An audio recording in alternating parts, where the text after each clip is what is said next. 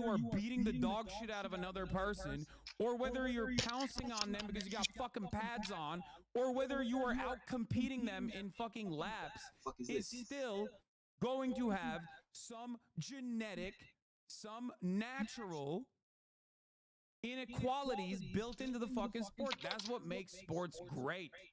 Okay?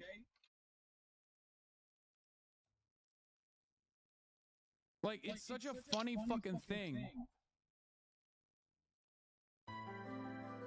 It's such a funny thing to be like, I'm a combat sports enjoyer, and I'm really scared that the combat sports that I'm enjoying has combat in it.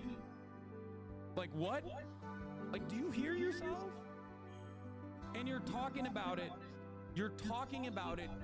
when you're talking about like two cisgender women fighting each other. Okay?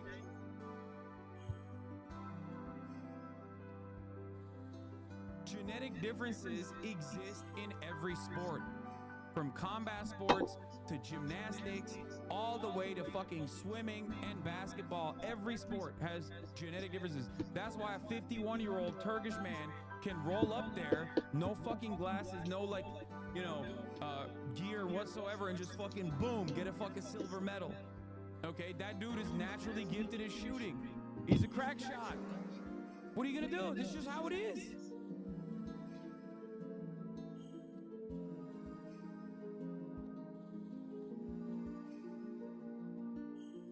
That's why seeing 5'8" guys in the NBA is so great. They overcame genetic differences. Exactly.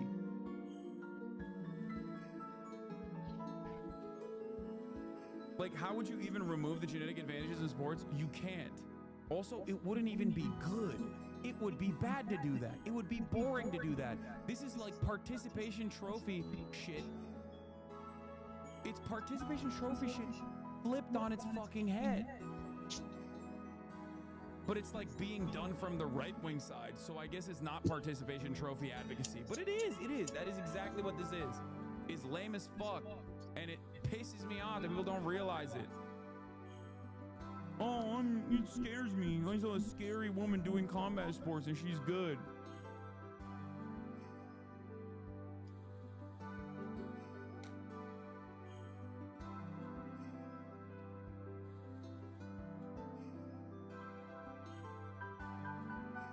You should go to my Twitter and look at these links that I've retweeted today. Do you understand what the difference there is? So this is obviously a bad argument. So basically, Michael Phelps was in a league, and it said anybody can join this league. It doesn't matter what you are, whatever. Yeah, famously, nobody ever, by the way, nobody ever cries about women's, trans women swimming with cis women. I don't even know what he just said here. What he just said is completely irrelevant. It sidesteps the actual point of contention, which is that Michael Phelps has genetic advantages, okay? He has genetic advantages, just like we're all a little bit of a freak in some way. Okay, natural advantages. Okay,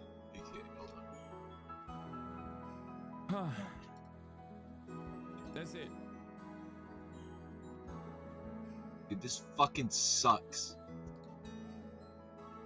I've seen people transvestigating. Like, they should not be allowed to fucking do that. People are very frustrating, especially because, like, they just can't fucking sit around and enjoy the goddamn Olympics.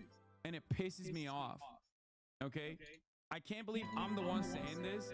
These are the same people that used to chirp about SJWs all the time, making everything political. Like, literally, that's what they used to cry about in, like, the late 2010s, right? Oh, SJWs make everything political. Just, you can't fucking enjoy shit. And they literally do this. They do this nonstop. Right-wingers are so much worse than the fucking peak of SJW culture in, like, 2015. They just can't understand it, They can't understand it at all. They just literally are like, they're looking at the Olympics and they're like, what can I be mad about today? It's like, dude, live your fucking life, big dog. You got bills to pay. You got taxes to pay. The fucking potholes are not fixed in your goddamn neighborhood, and you're sitting around eating fucking hot Cheetos on your couch, getting angry that a woman does not look fuckable enough for you, so they must be a man. The fuck's wrong with you? Stop! It makes me so mad. It makes me so goddamn mad when people are just like, did you see the opening ceremony? It's like, no, I didn't. You know why? Because I don't fucking care, okay? I don't. Oh, but they were being disrespectful to Christianity. It's like, dude, what are you talking about, dude? They're French. They're Christians themselves. And they're weird. Why do you care about some fucking artistic depiction? What's wrong with you? How does this impact your life in any way? You just sat there, someone told you to get mad at this shit, and now you're fucking mad at it. You goddamn baboon! This time yesterday, Garen, you were telling us about the controversy of the women's boxing. This is what they call ADHD content right here. This is what I'm doing all day, so I don't know. I'm not playing the video. Everything to do with Christianity. Who cares? Who cares? Who cares? Who cares? Who cares? Who cares? It is it is artistic depiction happening at the Olympics opening ceremony. Who fucking cares? What are you doing? I'm not having this conversation. Okay? I don't want to have this conversation. I will not be having this conversation. I don't care. Okay? It's like getting mad at fucking Eurovision. Okay? There you go. Tweet was funny, and then you fucking ruined it with a blue check mark. It's like looking at Eurovision and be like, oh man. Looking at you, Midas Overwatch 2. Do you even play the fucking video game? Have you seen Eurovision? Everything in Eurovision is gay as fuck, dog. You're not even like the worst offender on that website. Have you watched a Disney movie? I just saw somebody else who uses the word Overwatch 2. They engage with the community about it, but I don't think they should.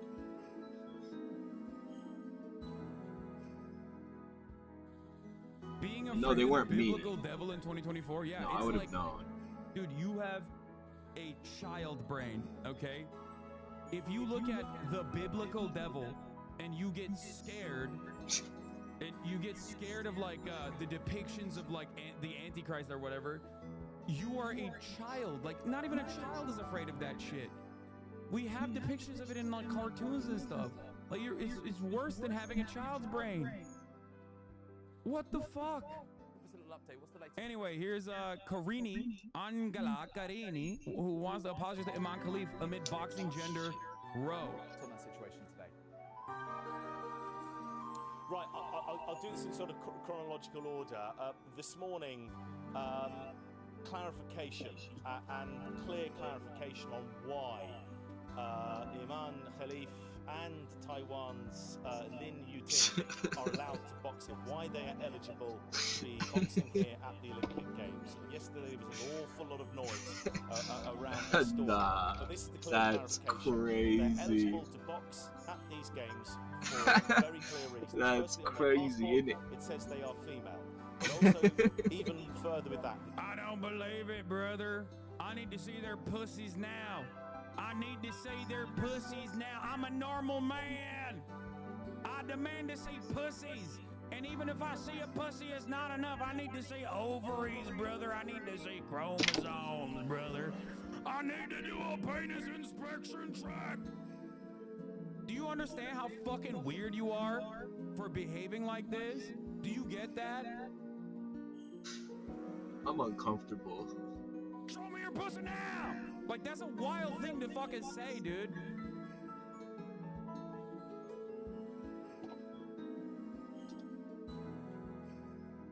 Republicans won't stop until they see everybody's fucking genitals, dude. They're psychotic. now, at birth, they were registered as female. They have grown and lived as females. They have boxed as females. And it's been made clear by the IAC, they do not see this as a transgender issue. It is not. It is not a man fighting a woman. There are an awful lot of politics on many, many sides. The battle between the IBA, the International Boxing Association, and the IOC, who do not like Gets one punched another. in the face by an The IBA Olympian. was suspended Oh from my the god, that IBA, hurt. The IOC run the boxing here as an independent committee. There's that political side of it. There's the influence of Russia with the IBA, Russia being banned by the Olympics as well. There are other geopolitical matters at hand as well, which have made the issue very, very difficult to understand. Now, the second boxer who's been caught up in this controversy was Taiwan's Lin Yuting. She fought this afternoon. She had an impressive display against her Uzbek opponent, beating her with a unanimous decision by the judges. Her Uzbek opponent, Satora Turdybakova, 5-0 on the judges' scorecard. That was there. And then just in the last couple of hours as well, a lot of controversy yesterday, obviously around that bout between Iman Khalif of Algeria and Italy's Angela Carini. The bout lasting 46 seconds. Carini leaving the ring without acknowledging Khalif once the bout was ended. Well, Carini has spoken to a very reputable newspaper in Italy, Gazzetta dello Sport, and what she has said, I'll paraphrase it, saying, "All the controversy makes me sad. I'm sorry for my opponent too. If the IOC said she could fight, I respect that decision." She goes on to say, while regretting not shaking her hands at the end of the bout, she says, "It wasn't something I wanted to do. Intended to do. Actually, I want to apologise to her and to everyone else. I was angry because my Olympics had gone up in smoke," and she said if she were to meet Khalif again, she would embrace her. So some context and maybe some different perspective from Angela Carini and the Italian boxing team than there was yesterday with this story involving the Algerian Iman Khalif and the Taiwanese boxer Lin Yuting.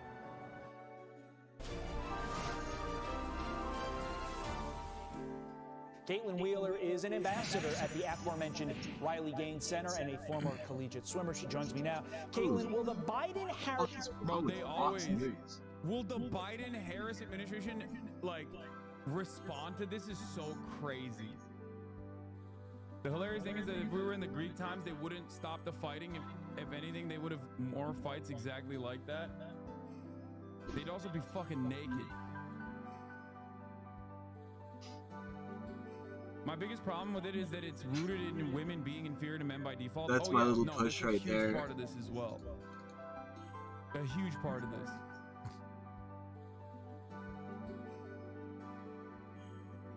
As an avid boxing fan, I've been engaging the community for a long time. It's a really conservative sport, very bigoted at times, and still have more understanding as the average normie that are now paying attention. It's insane. I don't get it at all. Iman has been a familiar name, kind of a subpar one, and most of the natural level of testosterone discourse has never been important. It's time to go. It's time to leave that website. Yes. Okay, it's time to go. They don't care I've about seen boxing, enough. and they certainly do not care about women's sports at all. They just care about being transphobic. That is their goal. And they will use anything and everything. They will use anything and everything to push that agenda. Because they're fucking insane. And I'm sick and tired of acting like they're not. They're I'm physically weird, sick and tired of it. Okay? They're weird as fuck and they're insane. They are hallucinating shit. But I'm disabled, so. Okay? You're insane? Yes, dude. Kill that guy. Kill that guy. Kill that guy. Kill that guy. That guy deserves to be chopped up into little tiny pieces. Kill that guy. She doesn't appeal to your understanding of what a woman should look like. Sorry, I am not capitulating to your schizophrenic hallucinations, so I must be the crazy one. Following since 7/19/2024.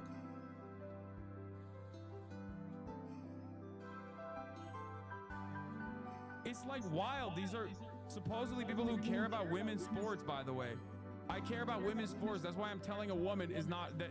That's why I'm saying that one woman is actually not a woman, with no fucking evidence whatsoever.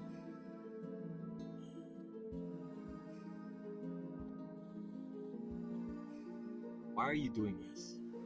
Iman Khalif's next opponent posted this. The IOC Media Olympics Hungarian boxer Luca Hamori posted numerous hateful messages on her Instagram about her upcoming opponent Iman Khalif. This is contrary to athletes' declaration of rights and responsibilities for athletes within the Olympic movement. It's fucking hilarious in my opinion. I thought to myself, that's badass. If I saw that again, imagine somebody doing that to me. Somebody who just posts tweets and like Overwatch clips on TikTok. That would be funny as fuck. I hope she gets her fucking ass beat, by the way.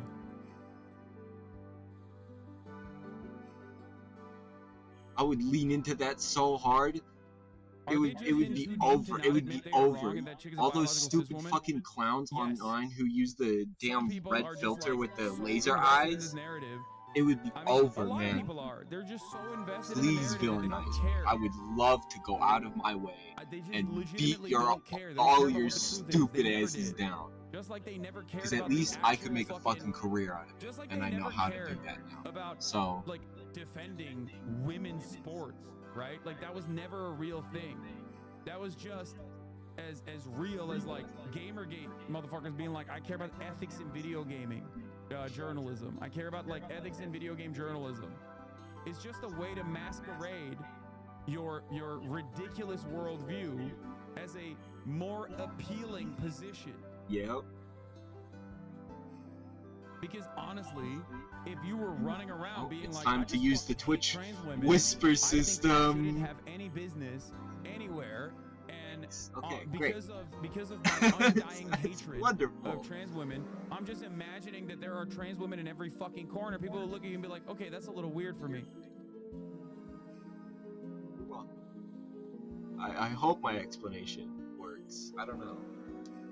It was like, what, 2 hours ago by this point? So, I'm on a whole different wavelength at this point. The Hungarian upcoming opponent of Iman Khalif referred to her as corks in her Instagram stories, which is a Hungarian word that is used to describe half-breed dogs. In the Hungarian Nazi dictionary, it is often used as a synonym for degenerate. Ban this racist Nazi from the Olympics. Ban this racist Nazi from the Olympics. I agree 100%. Motherfuckers, dude. Freaks. How are you gonna get away with saying something like that? It was you don't say, by the way. like, there's no way you say something like that, like, accidentally. Like, okay, it was inevitable that, like, if there were no trans people competing, whether because they didn't qualify or for some other reason, they were going to eventually point the finger at cis women that they suspect are secretly trans. This is the unfortunate but very foreseeable byproduct of just having your brain be warped in this direction. Speaking of fucking transvestigations, which is the final stage, the terminal stage of like transphobia as a mental illness. Okay? It's mid versus trash. Rittenhouse is being transvestigated now. Oh shit. To which I say let them fight. But like, do you understand how brain broken these motherfuckers are?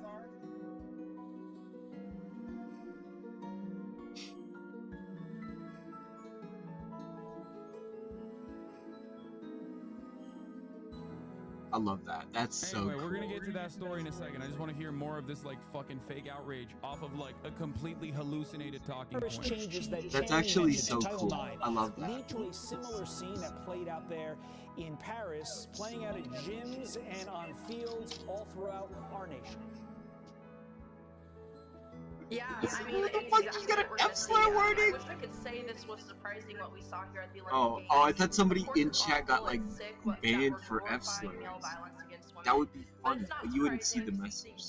Yeah, male violence against women should only be done inside of a no-fault divorce, okay? Or which I don't believe in. I believe that male violence against women can only happen. Male violence against women. You gotta get can something only else playing happen here, alright? inside of shitty marriages where there's domestic abuse happening. Just play something else. That I think is good and fine, and people should. Shut the fuck up. It's Overwatch time. Was that what you were cooking this entire time, Alec? You were just trying to get the Juno background? Nah, it's just fixing my hair and stuff. Look like a mess this morning. Cleaning your room. Well, that's why there's a background. Always like. I had a couch tour today. There's boxes everywhere. So. It's classic. I mean, you're talking to gamers here, so you're not talking to anyone who wouldn't understand. It's fine. Yeah. Okay. Flats, you good? Yeah, I'm good. Awesome. One sec. Just need to sort something out. Oh, look at this. Oh, that's awesome. Yeah. We got the Discord POV. We got the actually like for a very special episode of the Group Up podcast. Overlaid we're here for POV. what I'm calling the Great Dev Interview. no debates today. We figured it would be a bit more peaceful today. And yeah, it's going to be very exciting because as many of you know, there's been a vlog recently dropped by game director Alan Keller talking about Just get it wrong and place one of these ones in there. 66 and the hot button issue and talking about the history of Overwatch. And we thought, well, who better to talk about that than the man himself? So we've got some friends. Let me introduce Rip my Hyperscape. First co-hosting that game fucking is Flats. Flats, what's up? Died. That game fucking died, so how you doing? You excited about the this finals could run.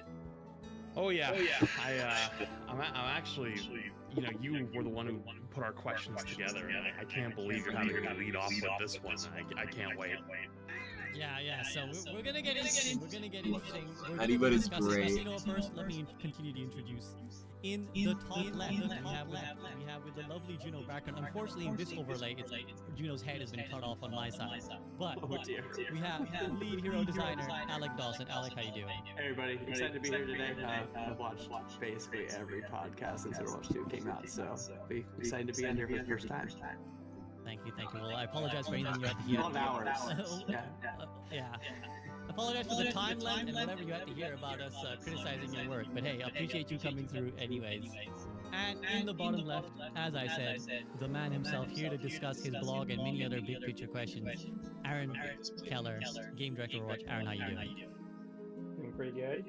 I'm a little bit nervous, you know, like I've seen this.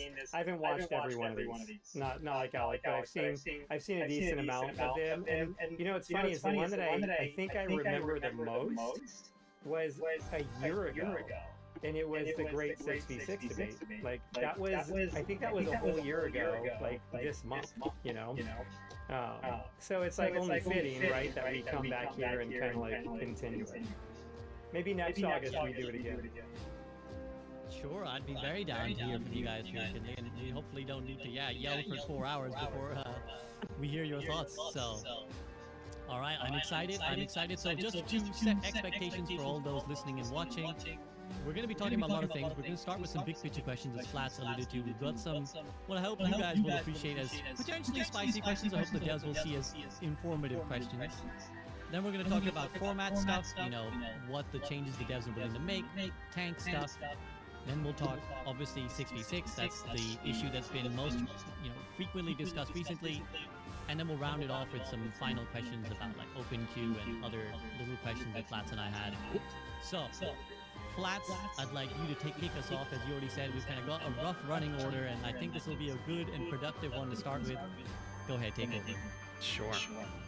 Man, we're gonna start hard and heavy here, I guess. Flipped on this screen. You know, I think it's they're the all elephant in the room. wait, no, not him. I These really two want aren't. to talk These about two it for a long aren't. time. That's interesting. And Overwatch does not have the best reputation among the greater gaming community.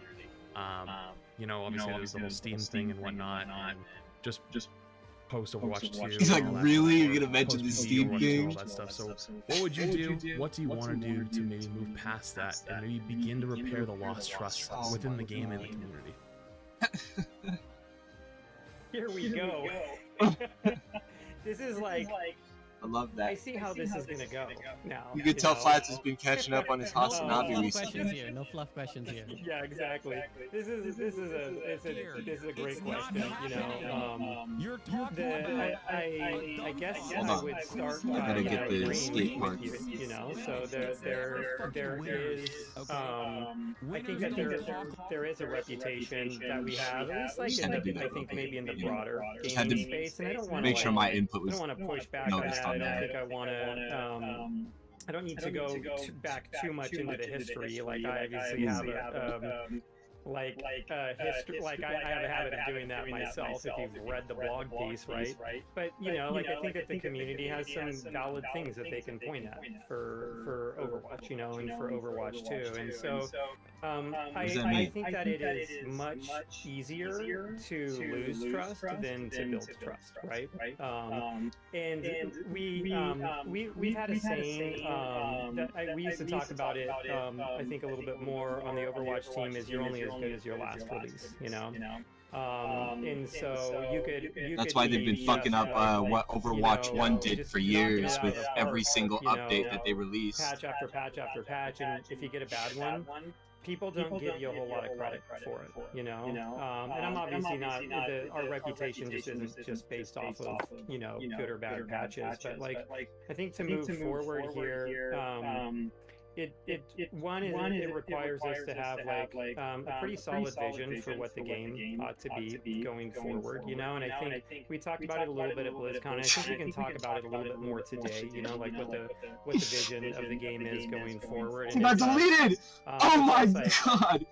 Really With pursuing a fucking that. snipes. But then at the same time, like having as much consistent and transparent communication with our community as we can. So I think that for us, it's more of a long-term strategy of continue to make the game that vision of the game for Overwatch better, you know, and to continually grow it and make it, you know, more of that game that all of our players want to play, and then getting in front of our players like we're doing today, like we've done in a lot of our blog Snipe this guy, kill this guy, talking about it. kill that person. I want to see that one go away. That would be funny. You know, say what we're doing, actually on that. I think Aaron talked about it a little bit, but being more clear about the game we're making, and then seeing that being realized within the game itself with the release of features and, you know, how we go about balance as well. And then finally surprising our players with things that they don't even expect. I think that's really important for us to take big swings later on in Overwatch to show you like where the vision's going in the next few years too.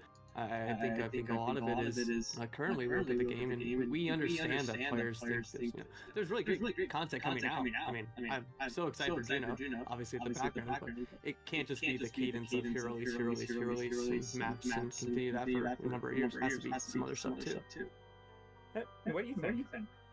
Like either one of you. Like, what would you do? Flash, you go first. Okay. Worst question. I think Alex is 100% right. It can't be just hero every 4 or 5 months and maps every other season. Especially with like how competitive the gaming space is. Everyone's fighting for someone's attention. And even you know, even if like personally you might feel like if you felt Overwatch was in a good place, overall like eventually people get bored of just the same thing over and over and over, and something new to spark their attention really does bring like life back to it. I look to like Fortnite when they did like their revamp of like going back on like, you know, the original release, and yeah, they play on nostalgia with that and that kind of stuff, but like that was a big moment for them. It did bring a lot of players back, it did bring a lot of excitement back, and I'm not saying like Overwatch needs to do that, although I'm sure there's tons of people that would want that. They would just something big enough to like move the needle, because even though like Overwatch has changed a lot in the past 2 years, in some ways like very much for the better, even though people, you know, may not know that, or they don't know the communications, they don't know about the balance, or they don't know like how often this kind of stuff happens.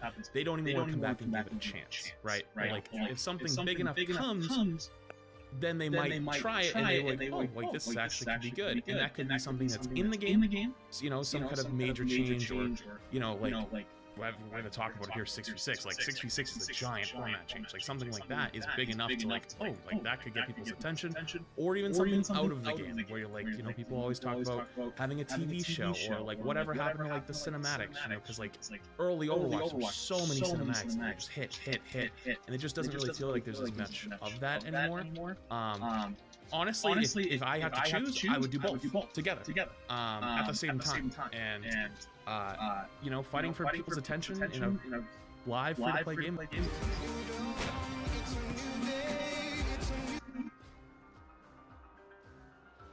Honestly, a combination of a few things, but I mostly agree with Alec. It's just gotta be something big. You kind of have to do that job. It's just like in a different way. Give too much credit.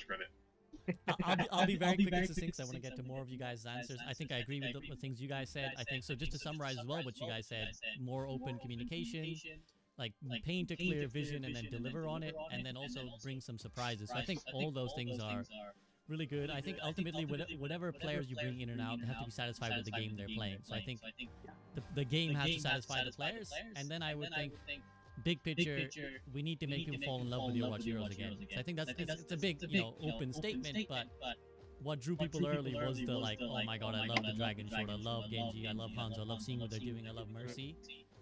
Obviously, it's very easy for me to sit here and say, yeah, I want that TV. Fuck. Come here. Yeah, this way. You're gonna break my damn video encoding. Teeth can be hard. But not with Greenie's dental treats. Greenie's well-being made wonderful. Hell up.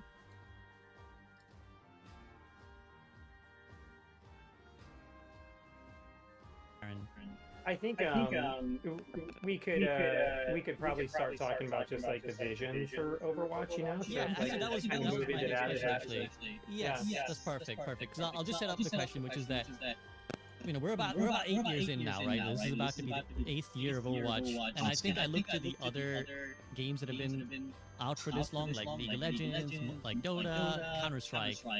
It feels like they have a pretty clear definition of like this is what the game is, like this is what you sign up for when you play. I personally often I find that changes a lot with Overwatch. It has changed a lot, as you kind of alluded to in your blog, Aaron. Like the format changed so much. We went from like 6 Winstons to now we're 5v5 and 1 tank to 2. What to you guys is the core identity of Overwatch? Like, what does it boil down to when you strip everything else away? What will it always be achieved or aim to be? And yeah, I imagine you'll say that it's changed a lot, but if so, where do you think it lands now? Yeah, this is a big one, right? This is like, we could talk about this one for a long time. Like, in short, I think, you know, Overwatch, like we want it to be, is just the best.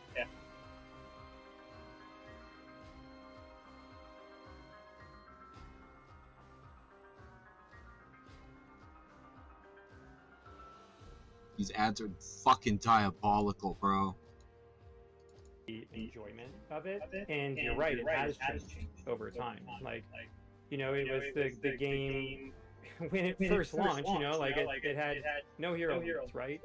For God, are we really gonna do this? Oh, 2016, before that was finally included in Quick Play, right? So it's like there was a part of like that original like essence or the original soul of what Overwatch was that was a little bit crazier, a lot crazier than what it is right now, you know. And we have a design value at Blizzard, which is like the right decisions change over time, you know. And you can kind of look back at the history of Overwatch, I think, and see where I don't really know if it would have been the right thing to do to skip Overwatch with roll queue, let's say, you know, but like you can see why it became the right decision for the game. And so I think that we are in a place right now where the game, the player base that we have, it's a fairly competitive player base. They're pretty invested in the game. And I think that the direction that we go in the future is to serve like this set of players and to continually they're invested. What a fucking the game experience that we have right now. You talked about some of the other games that have come out, you know, in the meantime, right? And there's games that have come out, and there's competitive games that have been out for a long time. I think that have some things maybe that Overwatch is missing a bit. And one of those things is either like we talk about this internally a lot, either like greater strategic depth or player agency. And when you look at it, there is a lot of strategic depth to Overwatch, but a lot of that is like putting together your team composition. Once you get into the match, it really is like executing, right? And there's not, besides like swapping to another hero, there's not like a ton of other choices to make. And like you have a lot of other games where there might be other choices to make inside of that. That was part of what the pickable passives quick play hacks was trying to get at. Are there other systems that we could potentially put into this game that give players more agency, or that start giving the game a little bit more strategic depth to it. Overwatch also is incredibly fast-paced. There's a lot going on, so it's like I think we can only do a certain amount of that at any one time before people start getting overloaded. But we're starting to look at that, and so it kind of gets into like as we talk about the future for Overwatch. We think that that we always ought to be working on at least like one big bet for this game. And there are some. I'm genuine about really that. By the way. exciting I mean things that are wholehearted. happening right now internally. You know, so it's like I'm not joking. I guess like I agree with you of like what is that magic? You know, how do you introduce people to this magic of Overwatch? I think we have some ideas on some things that we could release to do that. I was hoping that would be the fucking heroes, like, but I know okay. this is kind of going long. Sorry, but you start looking at like what are the things we can do to the core game to start either improving it from a competitive standpoint or doing things like adding strategic depth or player agency to it in or out of the game. That could also be something like a map voting system. And then what are the really big bets that we can make on Overwatch as well to like kind of like really expose Overwatch outside of like our community, this like very invested hardcore community. There's a much bigger gaming community outside of that, and there's a lot of opportunities to, I think, reintroduce Overwatch, the PvP shooter, to that community. Yeah, I think if when you look at conversations on the team within probably the last 6 months where where the focus has shifted, it's been much more kind of like almost see these words on the wall, like we're a social competitive game, you know? And that starts to lead some of the things we're talking about in more seriousness than maybe we did previously. I think there's a lot more serious conversations around bans, more serious conversations around tournaments, more serious conversations around map voting. I think a lot of that might have been a little like, oh, that would be nice in the past. But I think now those are things that are top of mind that we want to actually try to build towards eventually, you know? And I think even looking at the social part of that, I think one of our goals right now as a game is to restore the social fabric within the game. I think that's been something that we recognize has been lost over time. And, you know, games come out at different times. I think even the way people communicate has changed, right? Just look at how many people are in Discord now compared to, you know, when Overwatch first launched, a lot of people communicate through that versus like in-game chat, right? But there are things we need to do to make it feel more like a social experience than it previously did as well. So I think those are some of the things that just come into focus a lot more, or you'll see some of the resources go. Yeah, I think, you know, like it might be the instant change in like what he was talking about was, I was shocked. I was like, whoa. Oh, you're good. I'm loving this. Yeah, okay. We'll move on once we're ready.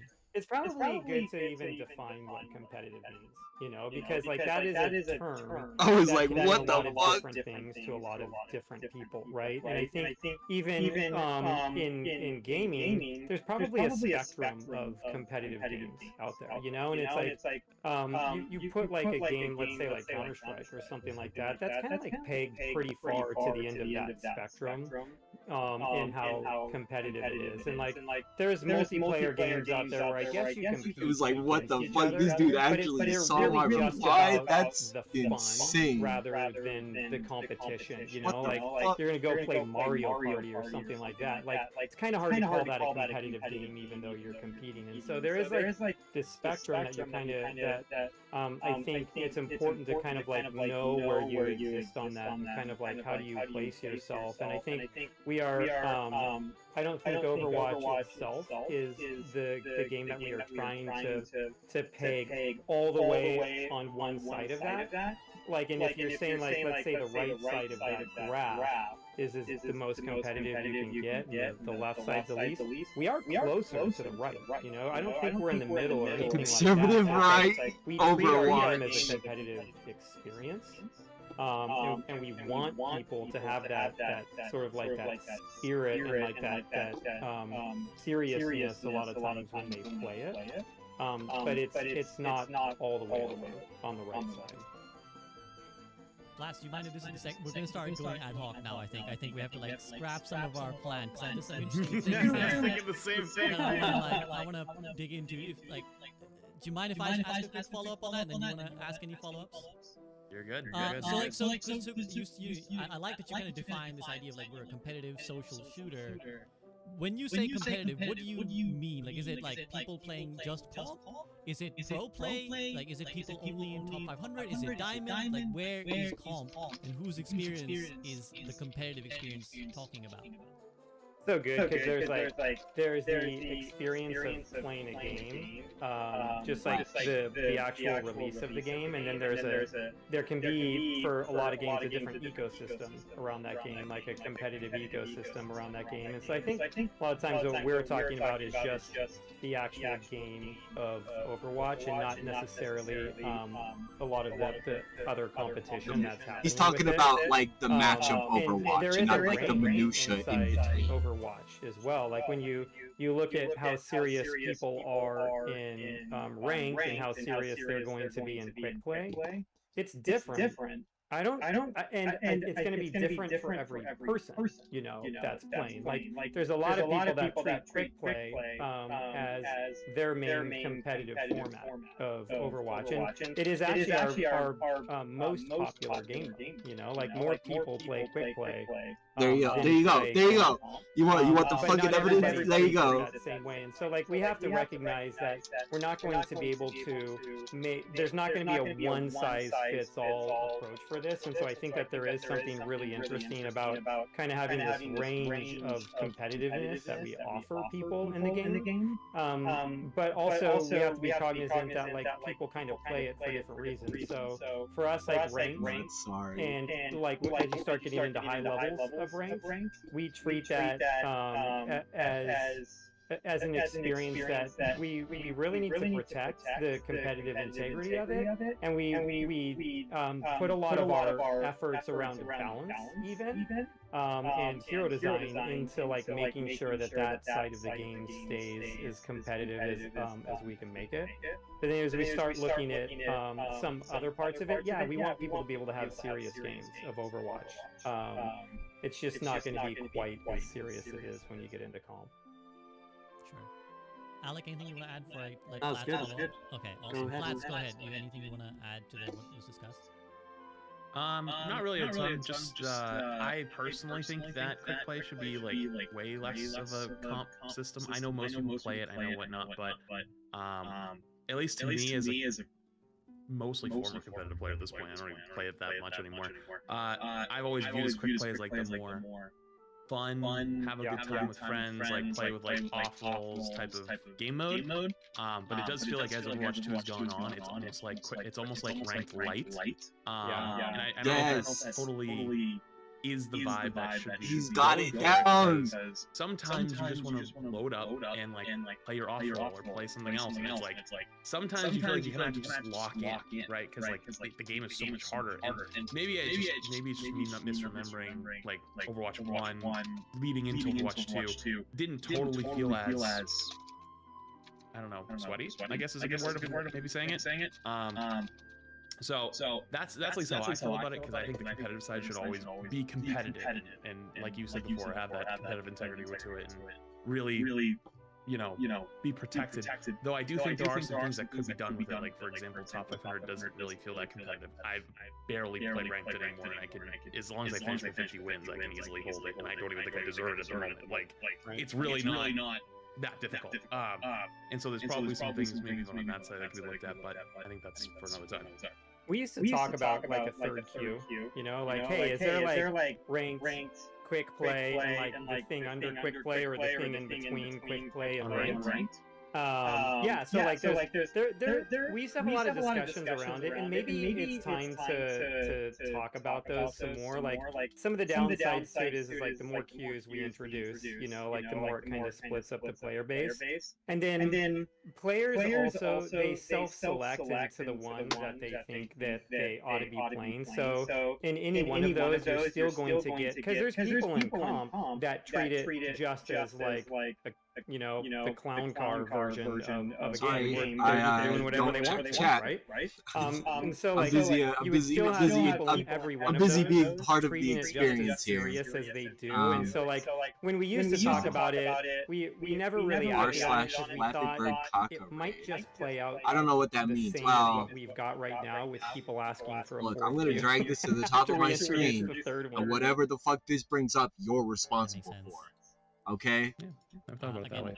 Alec, anything you want to add before we move to our next question? It's just r/. Honestly, it's something like we have opinion on the team I don't know. at times, which is like Hello. how much should comp play differ. This is what we're doing. I think when we talk about like feature systems, We'll be back to this. sometimes a lot of us are like, these should be when this comp is only, like over. make sure these like more like crunchy systems are actually like only in comp. That's the experience you're options. You can do like the lighter version of Overwatch and quick play. I personally think quick play has gotten too sweaty, and I think we should try to figure out ways to alleviate that over time. Whether it be like even in some of the experiments we're doing in the future with how we're want to look at like roll queue and everything, or some other form of it. But it has gotten to the point where you play a game quick play, flash, you go and people are counter swapping you. You're like, oh, this is not the quick play experience you remember or really maybe even looking for at that point in time, right? I didn't intend to, but on that, I'm gonna follow up, which is that like, how have you found? Because you've added a lot of systems which kind of make it sweaty, right? You've added like the lever penalties that are really harsh, and like the battle pass progress is like one argument I've heard since the start of Overwatch 2, people said, well, I try so hard to quick play because I need to get certain things from my battle pass. So like that's another fact. So like you've kind of added the system. So like how are they performing on your end? And if you feel like they're successful, but you don't want quick play to be as sweaty as I love the idea that I've completely derailed this from like a I think we're potentially competitive focused conversation. On some of those penalties in quick play, but yes, definitely was too harsh when those first went out. I think the thing we're still evaluating. There's devs here. Yesterday about what some next steps could be for that if they're in the right place currently. There's also I do think there's an element in quick play that you're still playing to win in some way. I think there's a level of like how hard you're trying to win, but I think if someone is literally AFK in spawn or they're not even trying to beat the team, I don't think that's the right way. That's not how quick play to evolve either, right? We do want to be a place where people are still playing, it's like you're playing pick up with your friends. You're all trying to like have a good time, try to win. You may not like slide tackle each other and try to like go all out, but you're still trying to have a good time and set up plays and score goals, right? I think that's the same sort of thing we want. We still want the game Overwatch to unfold, right? Yeah, it's tough. I mean, there's 11 other players in one of those matches where somebody leaves, and so I think when people say, hey, this ought to be the more casual modes, they're right. But then at the same time, like you are playing a social game, you're playing it with other people, and like one of the things that we look at a lot is, or we talk about internally, is stomps in the game, and there can be a lot of different reasons for stomps, but they don't feel good when they happen to you.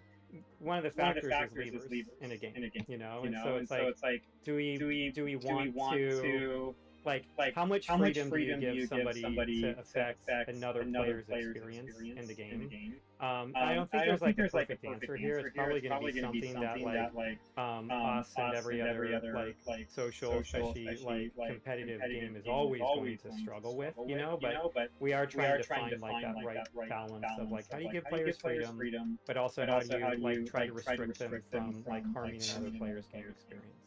No, you can't. And there are differences there when looking at stomps. That's out of the pocket. spawn system He's gone too we have far. is different than the one in competitive. And we're actually looking at that for season 12 and maybe some improvements there to see like how we can make that even better experience, hopefully less stomps in the game as well. Nice, thank you. That's very illuminating, actually. Flats, you have anything you want to add? Not on this part now. Okay, cool. I want to actually skip forward a significant chunk, actually. I feel alright with it. I actually want to go into talking about tanks and stuff, because I think these guys have alluded to counter swapping. So do you mind if I... No, go right ahead. Right, so because Alec, you kind of mentioned really saliently there that like, you're playing quick play and people are still like 5-man counter swapping you, and it's very frustrating. So I think that's partly where the 6v6 movement has come from, right? Like people have said, like, look, tank feels maybe worse than ever to play. And it kind of feels like certainly the argument of the 6v6 tried so hard not to nod his built head. into the one tank format. Like you have one tank, there will always be counter swapping, and that always will create misery. So is that how you guys view it? Like, do you think that counter swapping will always be a thing in Overwatch 2? Or do you find like there's maybe some way we can alleviate it? And do you agree with the assessment that like people are like, this sucks, like this as a format, this sucks, people swapping me all the time? Yeah, I think there's a few things here, right? First off, what we see, like actually how players behave is so DPS, damage players and tank players swap about the same rate, right? They usually swap You see on average about a match. And then support players are about half of that, so they swap a lot less. And I think the experience, I think you're kind of one being targeted of this, right? It's not just that the tank swapping for you, it's also the DPS swaps for you too. I think everyone's talked about what are some ranks where it might feel like Reapers, get a Reaper swap into them, like, man, I can deal with Reaper. That part can definitely be frustrating. I think there's ways we want to look at alleviating that. I think we want to look at some of those more hard counters still. Make those a little bit softer. That's something that's on our mind. But also, I think it's important for us to kind of have a conversation about there is that is a core part of the game. It's a core mechanic of Overwatch, and actually not necessarily a counter skill, but understanding team composition and how those go against each other. That's a game knowledge to some degree as you move up, right? And we believe like that flexibility is really important. We never want to lock people into hero roles, into hero choice for the whole game. I just don't think that's what Overwatch is. What Overwatch is necessarily about. But we've tried some things internally. We looked at like limited swaps. We looked at maybe earn your swaps. We've definitely gone through some experiments. I think we're still chatting about that right now. It's probably it's kind of crept its way up the list of things that are top of mind for the team, and like maybe some solutions that we might need to look at. Because we understand it is a frustrating experience. But also I think it's important to continue the conversation of what are the extreme examples. And for us, when we talk about hard counters versus soft counters, we need to kind of identify some of those that really because it's map dependent, it's hero dependent, right? Just because they swap in Zarya and your Diva and you suddenly can't block the beam doesn't mean necessarily like a finished match. It's really depending on like how physicalities available to you. You have to change your play style. There's a lot of things you have tools at your disposal to deal with that. And we need to provide things with more of those tools in situations as well. Fair enough. I think. Oh, go ahead. Sorry. No, you go. We're here to listen to you talk, so go ahead. I think it's interesting too when you look at like the broad or even like the broader Overwatch community where like there's different parts of the community bring up counter swapping, team play in 66. I think more than other parts of the community, and what we see is some of this is actually region specific, so it's like you might like it is something that we hear about a lot, especially like on North American creators and stuff, but like some of the other regions. They have kind of a different take on it, and we get feedback sometimes, like let's say we're talking like to our Korean players where they might be like, can you please stop talking about this?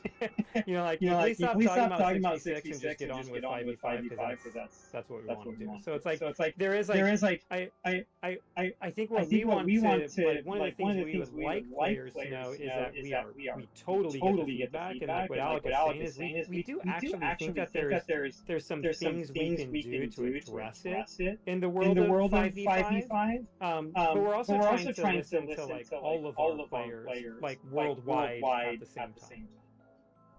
Yeah, and it's something because as I said, it's more top of mind. So we're taking a close look at it recently. And what we see is swapping in matches actually having the most like platinum diamond compared to other ranks. Whether that be higher ranks are consolidating on the meta faster, or whether they're more one tricks in that area, and then bronze players don't do it as much too. It's kind of like has this little crop there. Right, there's lots of release flats. Anything you wanna? I do kind of want to lead into one of my questions, if that's okay. Because I feel like it's kind of relevant then. I know we're probably going to talk about a lot of 66 stuff in a little bit, but let's say we run the test for the 66 stuff. Doesn't do well, right? We decide not to go back to 66. I want to know how does the team feel about the game current day, like right now where it is. Because personally, I feel like Overwatch is a great casual game. Like if you just play a couple hours, either a week or 12 hours a month, you probably think it's alright. But if once you start playing for a number of hours, you start to see the flaws, and one of the big ones is with counter swapping. I personally agree and also disagree with the statement of like it is a skill because that is true. But the amount of value you get for swapping a singular person, like the tag player, because they have so much value compact into them, and I feel like that's a lot of the argument around 6v6 is like, you know, once you put on 2 people, it's a lot harder to, you know, focus on one person because that attention is spread out, that responsibility is spread out because you get so much value from it. But I just kind of want to know, like, what does the team think, and like if this also kind of almost comes back to the first question of the interview is we don't decide to do it. How do you bring excitement back to the game? Because 6v6 is potentially a nice thing sitting on the table. If we decide to go forward 5v today, how do you feel? Yeah, you want to start? Crazy. I can go ahead. I can start on that. And I think you're right that regardless of whether we would move forward or like permanently swap to a 6v6 format, just running it would be something that would be pretty exciting for the community. You know, like we totally get that. But like I think it's also like there's like a few things maybe to talk about in the question, because I might not agree with like all of the setup there. Like there's probably a pretty broad set of like definitions of what a casual is, you know. And so I mentioned Mario Party very early on. Like that's a pretty casual game, you know. It's hard to put Overwatch in the same category as a game like that, you know. So I'd probably push back on that a little bit. Like the kind of like the mastery curve of maybe like any one hero in our game is pretty long. And like the mastery curve of like getting to where you feel like you could be good at Overwatch is pretty huge. Also, it takes a pretty big time investment to get into this game. It's actually something that we talk about sometimes as being a problem, like a big obstacle for new players getting into our game, because there's just so much you have to learn and be able to sort of like execute on. And then I think the other thing to remember is like we've got like millions of players every day logging in to Overwatch, and when we look at our own like internal metrics on it, like the game it feels like it's pretty sticky for a lot of these players. There's like a lot of people that feel like they're enjoying this game and continuing, you know, like in their interaction of it. And so like why are you making this? Don't talk about it. From our point of view, it's like I think like we acknowledge the feedback and that there's things to be doing with tanks, and I don't think it's just counter swapping. Like the thing we haven't talked about yet also is like the pressure put on that tank player as well. You know, so like I think that there's things to do there, especially in the world of Quake. Where there's five players on each team. I think we've got leverage. All right, man. We also did talk about like potentially there could be other game formats that work in 5v5 as well, like maybe different ways of putting a team composition together that are a little bit more of like a hybrid version of a role queue system, you know. So and maybe like I don't know if I get into this, like maybe I'm going a little too far here, but like I know a lot of people talk about that, like the mythical, you know, October balance patch, right? Where it's like, hey, here's where like 6v6 was in the very best state that it was, you know, to where it's like when you if you never had that for Overwatch 1, would people still kind of be in this same headspace? Is there a version of balance in Overwatch 2 that achieves those same goals? Yeah, I would second a lot of that. I think there's still like a really strong foundation. I think our content is getting better, actually. I think even if we look at like Juno's coming to season 12, I think our heroes have gotten more defined in terms of what Overwatch 2 heroes are compared to what may have been in the past. So very excited about that. I think there's like livelihood changes I'm excited about coming in the next patch. Things of that nature that we're looking at kits and being able to actually make them better. So I think there's constant improvement happening. Map reworks coming season 13, right? So we've spoken about as well. So I think evaluate all that. There's really still a very strong foundation, but we need to make a lot of elements in the game more rewarding. Make sure that there's times you come back to play Overwatch because there's something going on that's very special. And I think there's a few of those like coming up. But also making sure like there's offerings for every type of player. I think right now there's a very core experience, but we need to make sure we put a little effort into things maybe above like more competitive than that core experience, or less competitive than that core experience, right? Because those two are very similar. Comp and play just wouldn't agree. So I think there's still very we're working with a really good base here. Overwatch is still I think an amazing game. But there's work to do for sure. And I think as long as we continue to improve it, I think we're in a good place. Can I ask you a question just on like what you said? Yeah. You say like the content is like is improved. I'm curious on like what aspect you mean.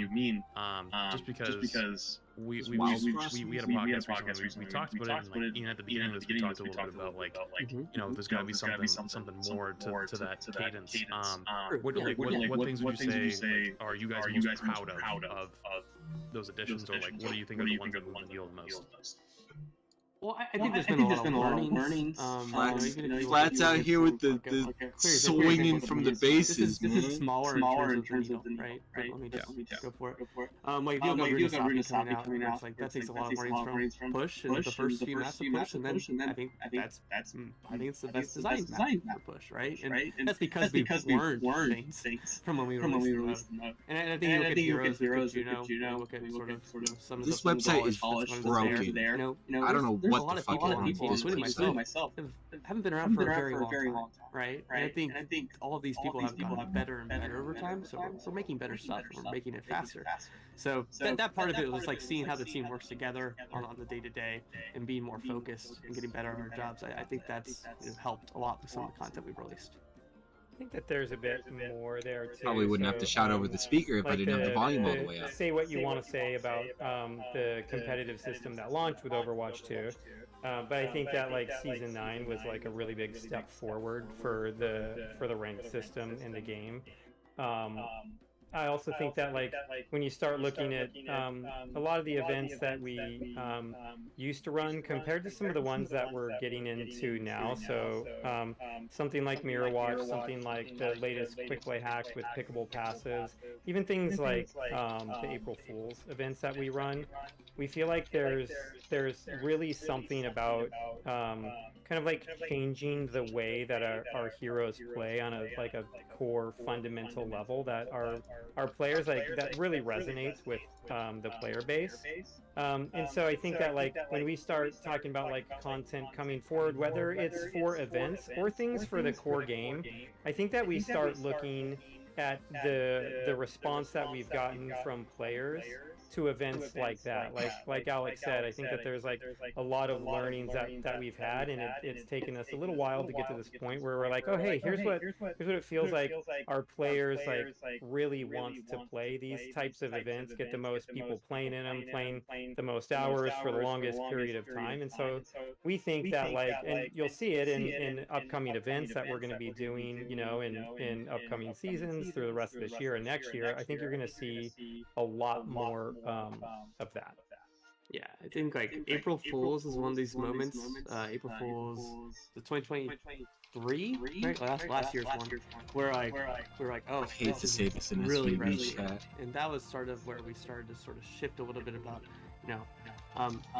and now we're at this place of like, okay, these are the types of events we want to build, and it just makes everything more focused, and we feel like it hits better with the community as well. Yeah, and it's not these PvP things. Go ahead, Aaron. Yeah, it's not just events. It's like, how do we start pulling this stuff into the game? Yeah, kind of everywhere, but that's like an isolated example or something. Yeah. Nice. Flats, here's what I'm thinking we do, because we've got about 15 minutes of their time left. I have one follow-up question on Wait, this. is that it? No, I think we have on. We're supposed to have an hour, right? Hour and a half. Hour and a half. Hour. We have more? Okay, well that's great. If you have more of your time, then we don't have to kind of rush through. But in that case, I have a follow-up on this department, Flats, and then we can maybe start moving over towards like 6v6 kind of stuff, because I know that the 6v6 people will be very unhappy with us if we have this time with you guys and we don't kind of interrogate a little bit. But since while you are talking about like all this big picture stuff, I'm just kind of curious. You mentioned, Alec, you were like, okay, map vetoes are on the line, hero bans are on the line. Like, how big, and even Aaron mentioned as well that you're looking at like just big changes, like something that might even change up the format, the open queue. How big are we talking? Like, how big is the window of where you could go? Like, what can we see? Are we going to see like items, you know, like a MOBA item system? Are we going to see like some sort of talent system? You know, that's what the pickable passes alludes to. Like, how big is the table when it comes to you guys talking about it, and how serious are those discussions of like, yeah, we could actually go down this route of adding items to Overwatch, for example? Yeah, I mean, we have conversations about these things. We've been testing some of these things, but I think what leads the conversation is it has to improve the core experience of Overwatch. You know, long term. It can't just be a short term like, oh, this is nice, and then you're like a month later, like, actually, this needs to be removed. You know, from the game entirely. That's why sometimes you see some of these things. Shut the fuck up, Applebee's. Some feedback we actually have in-game surveys now that go out to players too, and get feedback from them as well. So when you see something like pickable passives, we're not necessarily.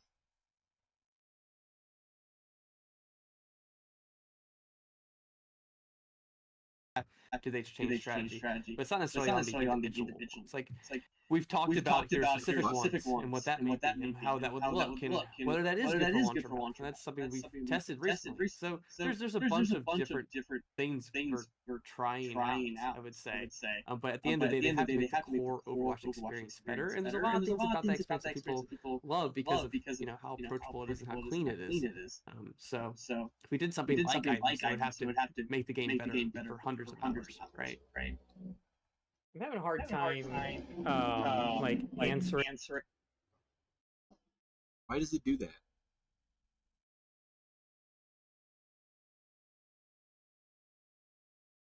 Yeah, what is r/FlappyBird Caca? That is such a. I'm going to go to this Reddit, okay?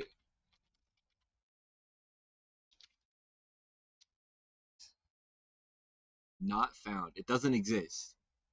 It's not a thing. You've lied. You've tricked me. That's not a real thing. But you're here anyways. Well, you were here. I need that tab back. What are some of the bigger things that you can be doing to the game? Joe Rogan. Besides just adding additional content to it. So, it's too early to talk about some of those. You know, you'll start seeing some things coming later this year that'll probably, kind of like give people hints and point to different systems that can be coming. But like big picture is like, yeah, I think we're like mostly on the same page here, with a valid maybe not critique, but a valid direction for where to take Overwatch. Do you have like a little crumb you want to drop us, Aaron? Like a little oh, I really like this concept. Like it really kind of piques my interest. No, because I'll just end up. What I'll do is I'll probably do the whole thing and I'll get in trouble. So You're first. I said too much. We don't want to get anyone in trouble here. Okay. My very first interview on the Overwatch team, we brought some creators in. The one thing we weren't going to talk to them about, this is way before the game shipped, was that we were going to have cosmetics in the game. And like, why is that a thing you're not supposed to talk about? But whatever. And I was answering the question. And I just like I don't know why I got to that point, and I just started. I'm just like people could see me start to say skins, and I said it, and it took me like 10 seconds to say the word. And I'm like this runaway train of like you're not supposed to. They got sniped. I don't even know what they said, but they got sniped. Yeah. You get excited. I get it. It must be hard. Like, it must be so hard having so many, like, a million things, and also keeping track of, like, what you've made public and what you've not made public. I sympathize. It's like hard to even play the game sometimes. Like, I remember before, like, Overwatch 2 shipped and you're like playing Reinhardt, trying to stop your charge, because all you're doing at work during the day is playing with Reinhardt that gets to cancel his charge. And it's just like, sometimes you just like can't keep it in your head of like what's live, what's coming this season, what's coming the next season, and it's like it's pretty awkward.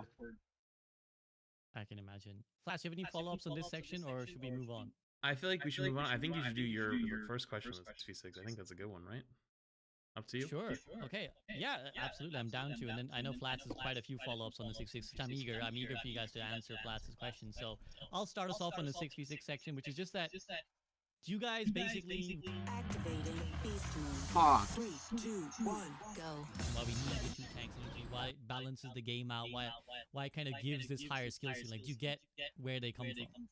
Yeah, it's a different experience to some degree, right? I think Aaron mentioned it. The pressure of that experience, the responsibility of that experience, is way heightened in Overwatch 2 compared to Overwatch 1.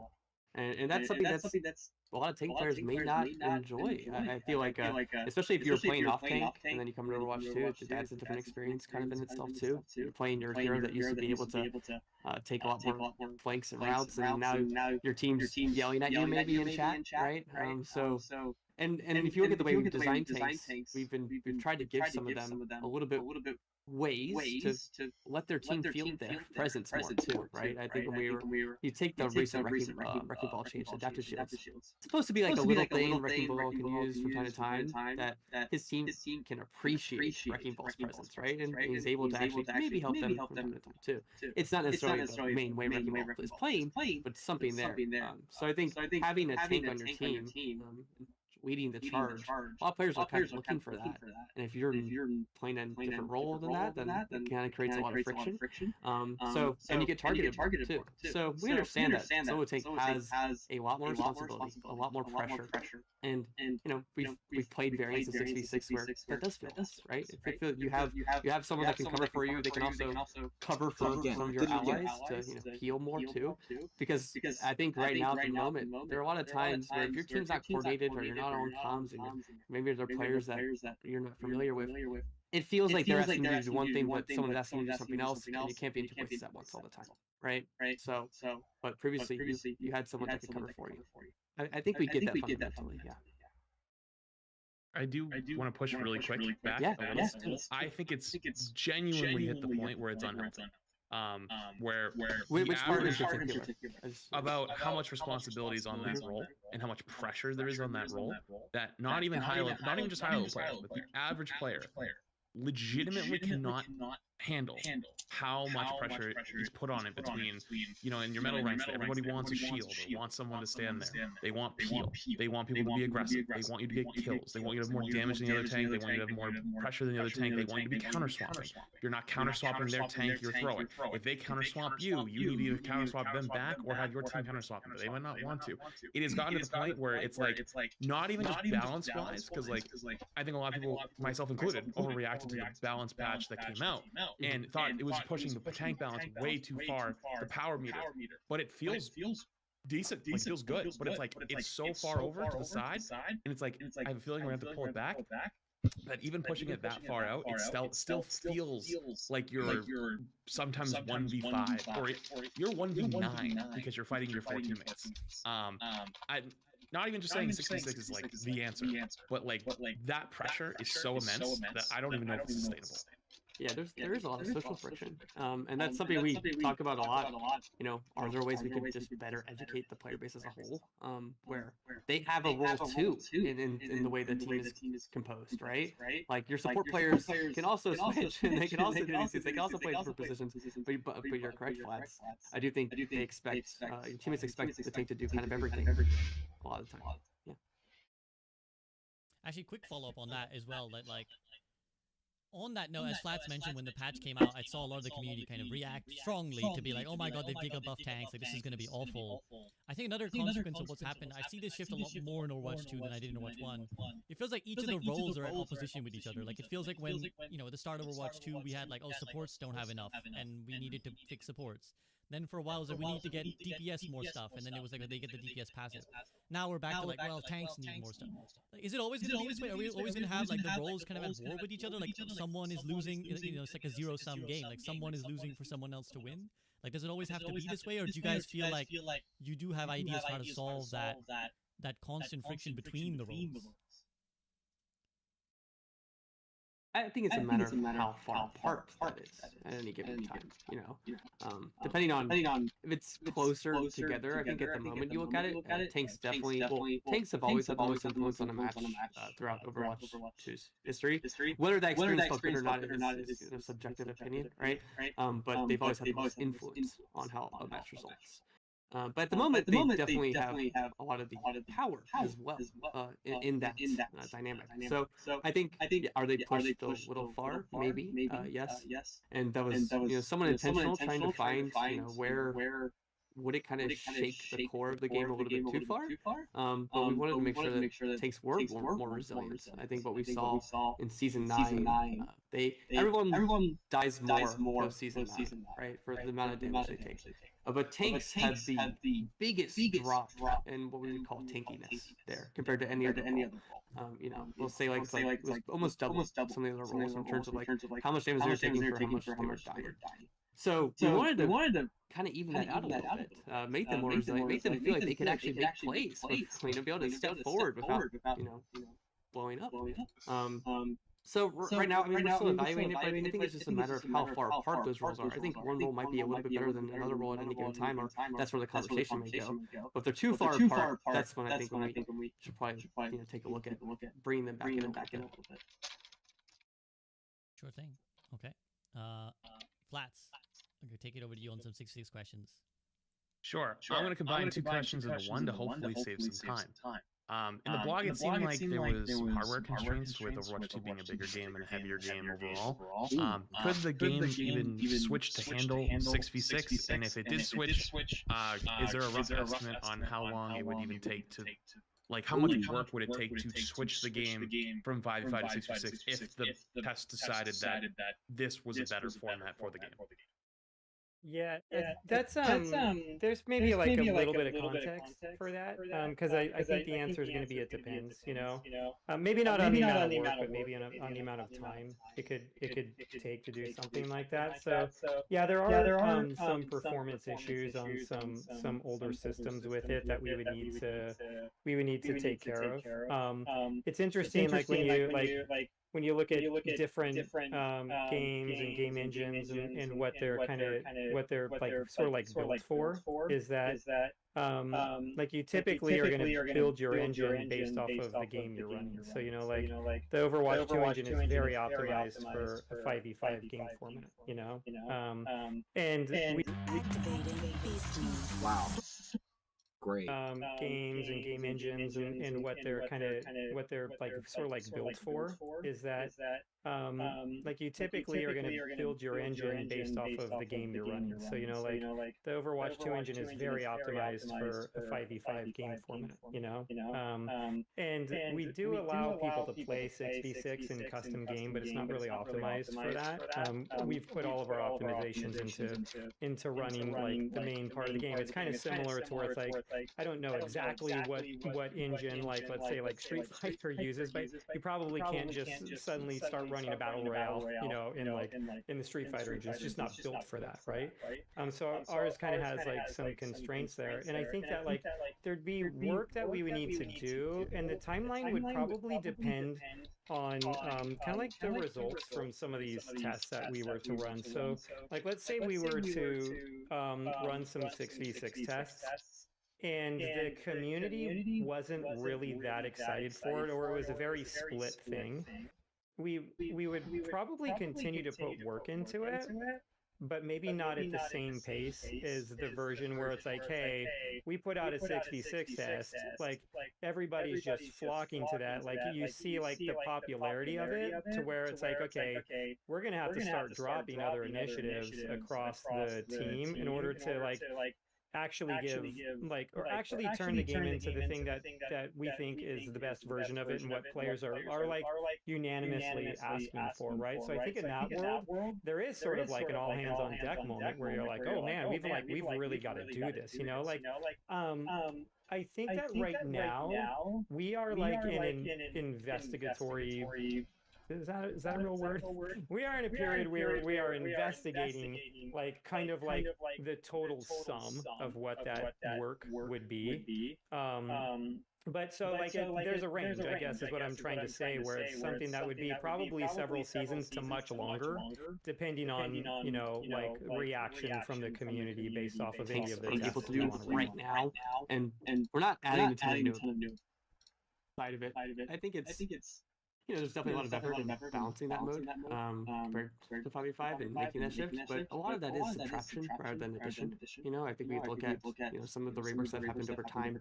We look at sort of what tanks are able to do right now, and we're not adding a ton of new abilities. I think if anything, it's looking at what don't some of these heroes need, and we'd be taking a visual pass in terms of clutter, and can we kind of redistribute some of that as well? Because we know once you add 2 more players, it's going to get more and more crowded in the game too. So I don't think the effort there is, you know, this giant thing that would take us a very, very long time. We want to be able to make sure if it was the best choice, we'd be able to be relatively responsive there. Yeah. Flash, you want to keep going? Yeah, I mean, it does sound like, you know, obviously it depends on community reaction, and I highly doubt that everyone will be united on one side. As much as everyone likes to think they will be, I'm sure there's a large silent majority of, you know, and I don't like it, but casual side. I think of casual gamers as the TikTok gamers. That's how I think of them. They don't really like watch YouTube. They don't watch streamers. They don't do anything. They just like get a random TikTok at the beginning of the season that tells them all the changes, and they go, "Oh, what's all the skins?" And that's it. And that's like that's their Overwatch interaction. But it sounds like it would be a pretty long time. But I guess at that point, like, you know, if it's a couple seasons to sounding like potentially years or a year or more, if it was even like a hell yeah, like let's go in, would that even be counting heroes that potentially need reworks? Because I couldn't see like Malga working, you know, like or you know, even heroes that I think are great, like Junker Queen, like probably need some tuning or some changes, maybe even. Would that be included in that estimate, or is that a completely different like? That's just so the game can run, never mind all the hero adjustments that would probably be needed on top of it. Those are like different parts of the team and things like that can all kind of like work concurrently if we want them to, you know, like anything that you do on a game team, it's not, you don't have infinite resources, you have like a certain size of the team. So the more hero design resources you potentially put into reworks could theoretically slow down other hero rework or other hero work that's happening. It's not, that's not going to be the big lift here though, you know, like it really is kind of like looking at some of the performance considerations. I think that that's going to be more substantial work than the other sides of it. And they're like, and Alec can talk to this better than I can, but there are a lot of things to look at, you know, like one of the things that we talked about the other day is just like, hey, in the world of 6v6, suddenly does Winston lose his alternate fire, you know? It's like probably not. It's just like, man, it'd be really hard to play that way, and it's a lot of fun to use. But there are definitely a lot of things we would need to look at, mostly in the tank role, you know, in that world. In that world that we're kind of theoretically talking about right now is also accepting queue times, right? Rather than having a plan for how to actually go about trying to make those better too. I think some of the experiments we're going to run are targeted at maybe making those things better, making queue times better. But if we end up, you know, theoretically, if it goes to roll queue 66, we kind of know that's a problem already. There needs to be something there that can, you know, help alleviate that over time too. Is there any early ideas on how to fight those queue times? So I think that there's maybe like a few things we could talk about. One thing we hear a lot from the community is just like make tanks more fun, you know?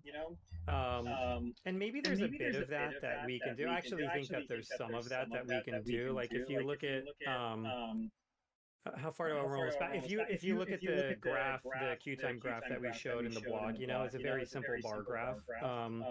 The original graph that we were going to show is more of like an over time, sort of like line graph, kind of like showing the queue times for different roles over Overwatch history, but we kind of wanted to put out the most simple one we could, just so that like everybody could look at it and understand what we were talking about.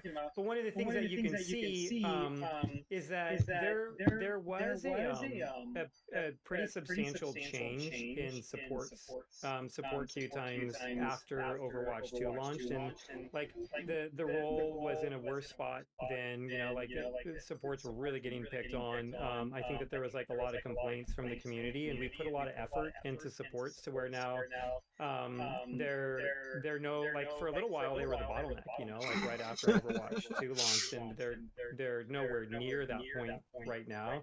And so I think that we have a story of us being able to look at a whole role and making it more appealing and more popular to players. So I think we could do some of that for tanks. But I mean, I've listened to some of you talk about this, and I think we're probably all in agreement that I don't think you ever get to make like tank as popular as DPS in like a game, you know? So it's like we could shift it and mitigate it a bit, but that would need to be something that I think we would be looking at in that world. And then I think some of the other things that we would talk about doing is coming up with a less restrictive like way of queuing into the game, you know, like that'd probably be where some of our initial experiments would run. And I get that is something that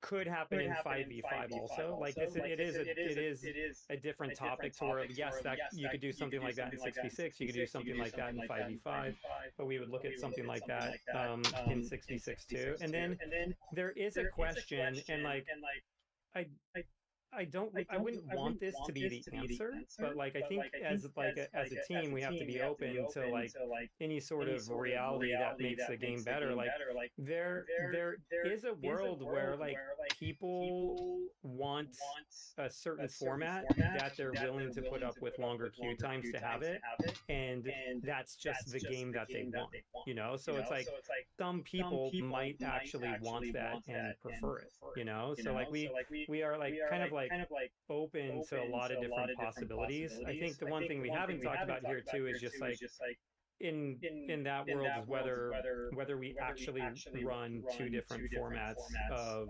Overwatch next to each other simultaneously.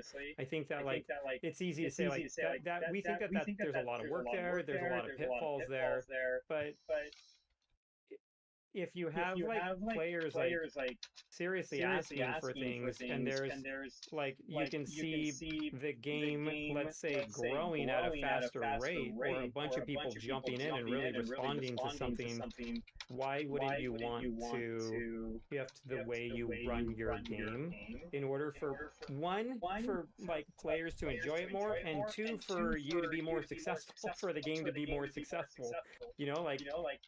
So I think that there's a lot of openings there, and maybe I didn't. Now that I'm thinking about my answer, I don't know if I totally answered your question there. No, you're fine. Okay. There's a few things on the tank one in particular. We actually saw with the mid-season patch, players like, we want to look at this long term though, but players are not queuing for tank more, and they're queuing for damage and tank more than they were previously.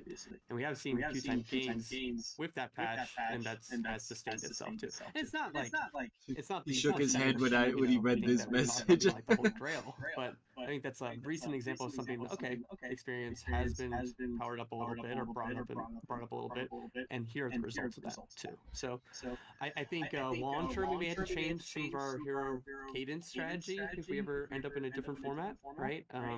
In terms of there needs to be more options and more types of play experiences for tank players in particular, if that is the case long term. What is he talking about? SCB, I want to rip it. I don't want to take away any of your time. I just want to rip it. Aaron, you kind of led me into it. I have to ask you this question. Have you ever considered 7v7? And if so, could it even be feasibly done?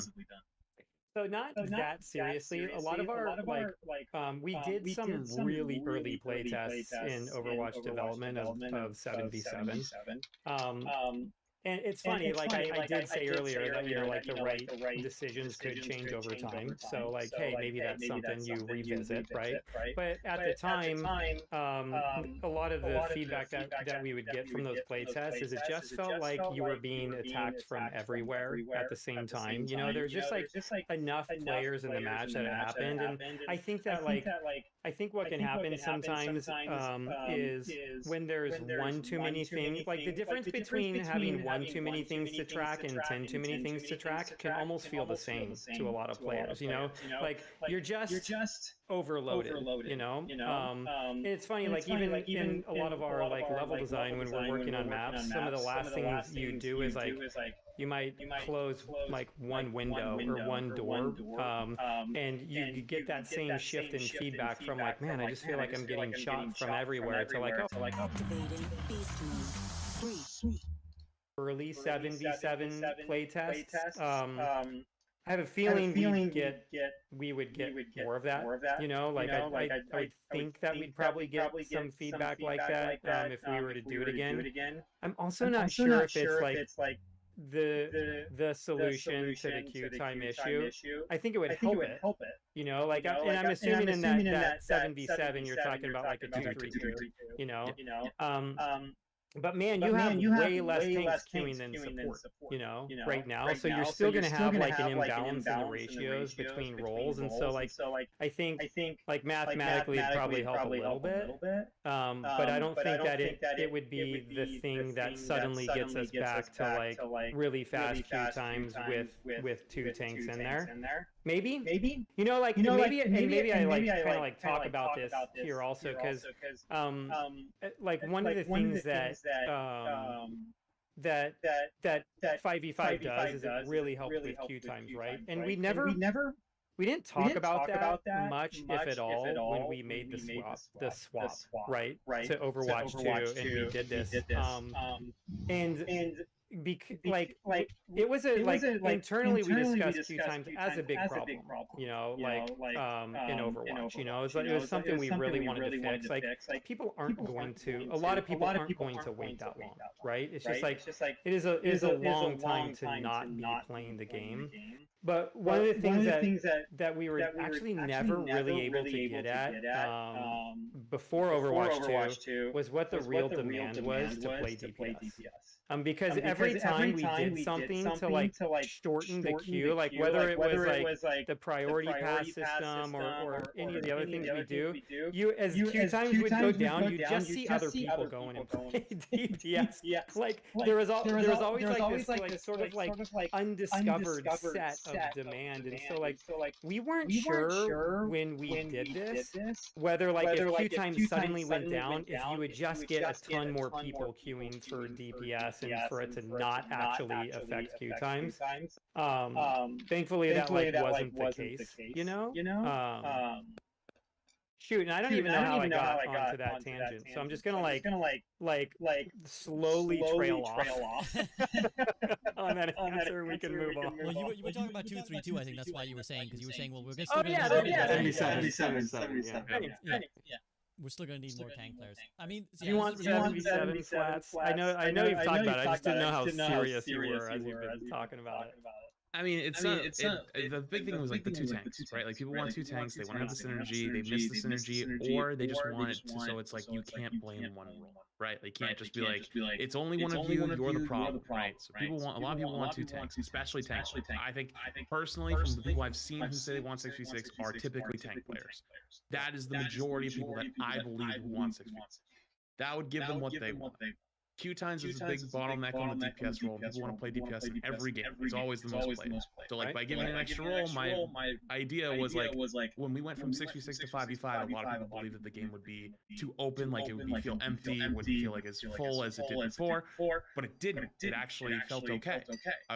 My thought process is if I felt that way before, because the game's also evolved, right? Like the game's changed a lot over the years, and If the game didn't feel empty to 5v5, would it feel too chaotic with 7v7? Gives them the synergy, it cuts down on the queue times, it lets everyone still be able to play their game at extra DPS, allows people to queue more, but also people enjoy the role. That's a good thing. People want to play those characters. I think that's a really great thing to have in a game. Could it even be feasible though because of I'm just gonna say it because probably can't. The Switch probably can't handle it. So is it even feasibly possible? That's kind of what I wanted to know. It'd be, I think, like we'd have to do work, you know, for 6v6, 7v7 would probably be harder, you know? I can't promise that it would be harder. Like I haven't like actually talked to our engineers about it. Sometimes things that you think ought to be easy are hard, and sometimes things that you think ought to be hard are kind of like easy. And so like there can be surprises. So I guess I don't have like a great answer for you there. It is interesting though when you talk about like, you know, like, hey, maybe that would bring queue times down. I don't think it would bring them down as much, but like there are like a bunch of in between versions of what we're talking about, where it's like, well, what if queue times were only like 20% worse, you know? And what if some of the social problems were only 10 or 20% worse? And you kind of come up with this other format where it's like, oh, hey, we've kind of like solved a lot of the problems, and like kept a little bit of the old ones, but not as much as we used to have, like in the world of OpenQ, or the world, even worse, the world of like No Limits or something like that. There's maybe like some versions of the game in there that actually work for everybody, you know, but it's like kind of hard to talk about what those would be, but like I'm open to it. I think I'd like to come in at this point, actually, because I think that this is something you've kind of alluded to, like you've alluded to around it, I feel, a few times in this call, Aaron, and, you know, like Flats, I was wondering if I'd have to pitch my idea to you, but I think that, like, you've kind of already shown like a propensity, just the way you're talking. I feel like you guys have already explored a lot of this, which is just what I want to talk about is the hybrid OpenQ. You mentioned it in the blog where you're like, we're actually looking at a hybrid OpenQ system. I think for all the people who are 66 enjoyers, there's also a section of people who are OpenQ enjoyers, right? And maybe they don't get, you know, they're not quite so loud because it arguably is an OpenQ already, but that's really difficult because it's not really a seriously balanced mode. It's not really given much attention. But there is a charm to the OpenQ. It helps with queue times. It is a better way potentially to, like, for some people to enjoy. What is your... Does it help with queue times? You know, where are you at, basically? Because you kind of alluded to your experimenting with it. So what are the ideas you have, and where are you at in terms of exploring a hybrid or OpenQE system for Overwatch 2? Yeah, I can touch on this one a little bit. I think one of the things we're looking at with our experiments, there are important elements to any format we implement long term, right? You need to be able to make games swiftly, make sure those games are quality. We need to make sure that long term we think they're healthy and can be balanced too. I think. Well, we're gonna try some, you know, max 2 variants for sure. I think there's an element there of, you know, even in the 5v5 format, are there hybrids? I think there's like the first question everyone has is like 5v5 66. I think like our job as designers is like, actually there's like C, D, E, F, G, like you can keep going, right? Lots of different options we can at least look at and try to learn from. So I think I actually saw your video many months ago about that max 2. So I think we're gonna like experiment with some sort of format there, but I think there's some questions of, do we want to try another format where, you know, that solo player actually gets a bonus of some sort, you know, if you are that, you know, say you're the solo tank and you're playing 1-2-2 again, but it's actually OpenQ format, you're playing against 2 tanks, it's gonna be rather difficult. Do we need to give you something? Or you're the solo support on a 2-2-1 team and you have to do all that healing, do you need something too? I think there's a question there, something we might experiment with too. So that in particular, you know, leads to a lot of other problems. Not necessarily he wrote that one down. He was like, I'm going to store this one for later. The rating in that, how many people are actually flex, are certain people locked into the roles of the game, like maybe 3 of them are, so you always have to take the support and DPS at least, right? You have that at a minimum, and then 2 flex people come in. So I think there's some matchmaking concerns there, but there's some stuff we want to try there, and, you know, throw out to the player base, where some of these experiments might be flawed, right? But we want to get them in front of players just to see how they react and be able to learn from them. Yeah, and I think like something like that max 2, that's more of a 5v5 test, you know, like because all that really is 2-2-2 in 6v6, you know, but like there are even in the world of 5v5 tests like that, I think could be very interesting, you know, like we've talked about like what it was like, you know, before roll queue was implemented in the game, right? You'll get into a match with like 5 DPS or something like that. That was just the start of the match. Typically, by the time you got halfway through that match, like most of the time, not every time, you kind of had a comp, you know, like people are just swapping and they're trying to make answers, and so like, I don't think open queue it is like the right answer for the main part of the game, right? Yes, we do have a community there. It's actually our third, like permanently the third most popular game mode after ranked and quick play. You know, like it's I think it's like close to like 10% of like player hours are just in like open queue, right? There's still a decent amount of people playing that mode. That being said, I don't think that we want it to be the main mode, but that flexibility of being like, hey, can our DPS just swap the tank even if it's just for a little bit? You know, like we just want to do a particular thing without going all the way into that world of like, well, let's just have, you know, 5 DPS or whatever. I think that there could be something there that would be fun. The 6v6 side of it becomes more complicated, and also like there's a lot of versions of this where people might feel like they're being forced to play a particular role. Like there's ways you can implement this. Like it's funny, the way that we play tests internally is something we just call role limits. It all means is it's open queue. Everyone goes into one of our play tests, and once you get 2 people to select DPS is just locked out, right? And so like there's versions of this that we could implement that could be like that, but suddenly it still means like if you were to do this and put this into comp, your tank player might not actually be a tank player on your team as you get into that. It does get into some of what we were talking about earlier, which is like, yeah, but is that good enough? You know, there's a drawback there where you're going to feel like you're at a disadvantage, but is it worth it in order to have a system where you don't have really long queue times, and you're still able to have a different format of the game? Maybe it's not, right?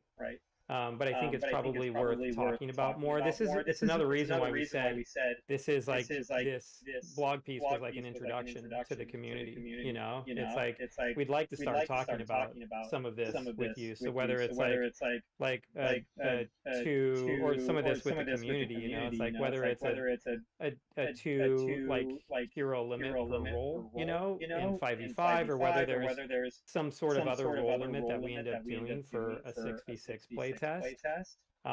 It'd be nice to start working through some of that. I think we have a few that we want to run, and we'll probably be doing it in season 13. But other than that, yeah, like let us know. I mean, that sounds super interesting. Flats, I have a follow-up on that one, but do you want to interject anything? I took way too much time. You got the rest of this, all you. Thank you. No, I don't even know if I'm allowed to ask this actually, but so if you want to decline, feel free to say no. But I love that you're just experimenting. I think 10% actually sounds like a really surprisingly high number. You're telling me that 10% of player hours are in open queue. I'm like, wow, I would have never guessed that. And that's it might be more like 9, and it always kind of goes up and down. But yeah, it's still pretty high. For me, I'm like, wow, because that's a mode that nobody really pays attention to. But do you? It's great to hear that you're experimenting, but do you kind of? There's been a lot of Overwatch. I'll say clones. We might say generously competitors that have been kind of coming around recently. Do you look at them and kind of get lessons from them, like relearn some lessons? Because they're kind of a lot of them. One that rhymes with Arvel Kivals, that is kind of going through a lot of the same decisions that earlier Watch went through. Does having them experiment for you in some way, does that kind of give you lessons? It could. We're always looking at other games. You like how I just turned this into like a generic answer? That's totally fine. I don't expect you to be always necessarily able to answer this. Yeah, I don't want to talk about a specific game, you know, but yeah, we look at other games and we try to learn from other games, and Like it'll be interesting to see how some of these other games, whether they change over time. Also, you know, like I think there is like a pretty decent part of the gaming community, especially when you talk about the free-to-play community, that kind of jumps from game to game. You know, and so the ones that don't, they kind of become like your core audience. You know, and your core audience will start. You know, like they're going to have opinions on the way the game ought to go, and they're going to play it a certain way, and it's like in a competitive game they could start finding issues in the game, and like every dev team you know, worth their salt is going to have to examine the issues that come up in that game and see what they do to solve them. So it will be nice to be able to watch other game teams like work through issues and see what they do to solve them. Awesome. Did that answer it? Yeah, I mean, look, it just came to my mind, so I apologize for kind of like just throwing it out there. I know it's not necessarily something you guys can talk you did it okay. It wasn't too bad. I don't like boring questions, you know, like I don't obviously want to go into an interview where you just like dodge for an hour straight, you know, like that. No one's gonna want to watch that, but like shouldn't feel like you're walking on eggshells. Well, yeah, I don't want to put you in an awkward position either. So, because I appreciate you giving us your time and talking openly. Such a nice guy. Harry's such a nice guy. I think even then, like, you know, competition's good, it's healthy, and it starts to crystallize what makes your game special, too. It helps you hyper-focus on those things. You know, I think Overwatch is very special for a lot of reasons, and I think a lot of that is like the love and care we put into our heroes. And hopefully, like, that's clear to people, too. But I think that, you know, competition's great. I think it just makes you focus even more, and makes it clear to players and yourselves, like, what are the competitive advantages that you have over other games. Dude, that was like a great answer. That's my answer. That question. Okay. So scratch that back. We'll edit this in post. When this goes on YouTube, we'll just take straight up Alex answer. I think it's a really I think it's a really good way of putting it. I actually want to go back to something you mentioned earlier, which is that, you know, talking about like, hey, we're listening to you guys. Like you kind of brought up the 6v6 thing. So we listen to you guys. I kind of have two joint questions. One is like, well, how does the community get ideas to you? Because if I can be frank, you guys won't be able to necessarily say this, but like the 6v6 conversation was very loud for very long. It was like a lot of noise for a long time, and then we get this blog. I'm pretty sure we don't necessarily want that every time. We don't want huge divisive discussions every time before something gets thought about or talked about or addressed. So well, how does the community get ideas to, like, when there's a section of the community who like, we really believe in this, how does that happen? And B, how much are you willing to kind of let the community do their experimentations and maybe empower them to do their experimentations? Because, you know, with 6v6, there's like a code that people are playing in the workshop. I'm sure the workshop community would love more powers to be able to kind of run more tests and play. So those are my kind of joint questions. Like, how do you, how do you see the communities rolling over this? It's pretty huge. So there's a bit of a history to this conversation, you know. And actually, like looking at it now, looking at the response to the blog piece, we'll see what leads to this discussion, right? I kind of wish maybe we had talked about it a little bit sooner. There is a funny story here, you know. Like I wrote a different blog piece last December.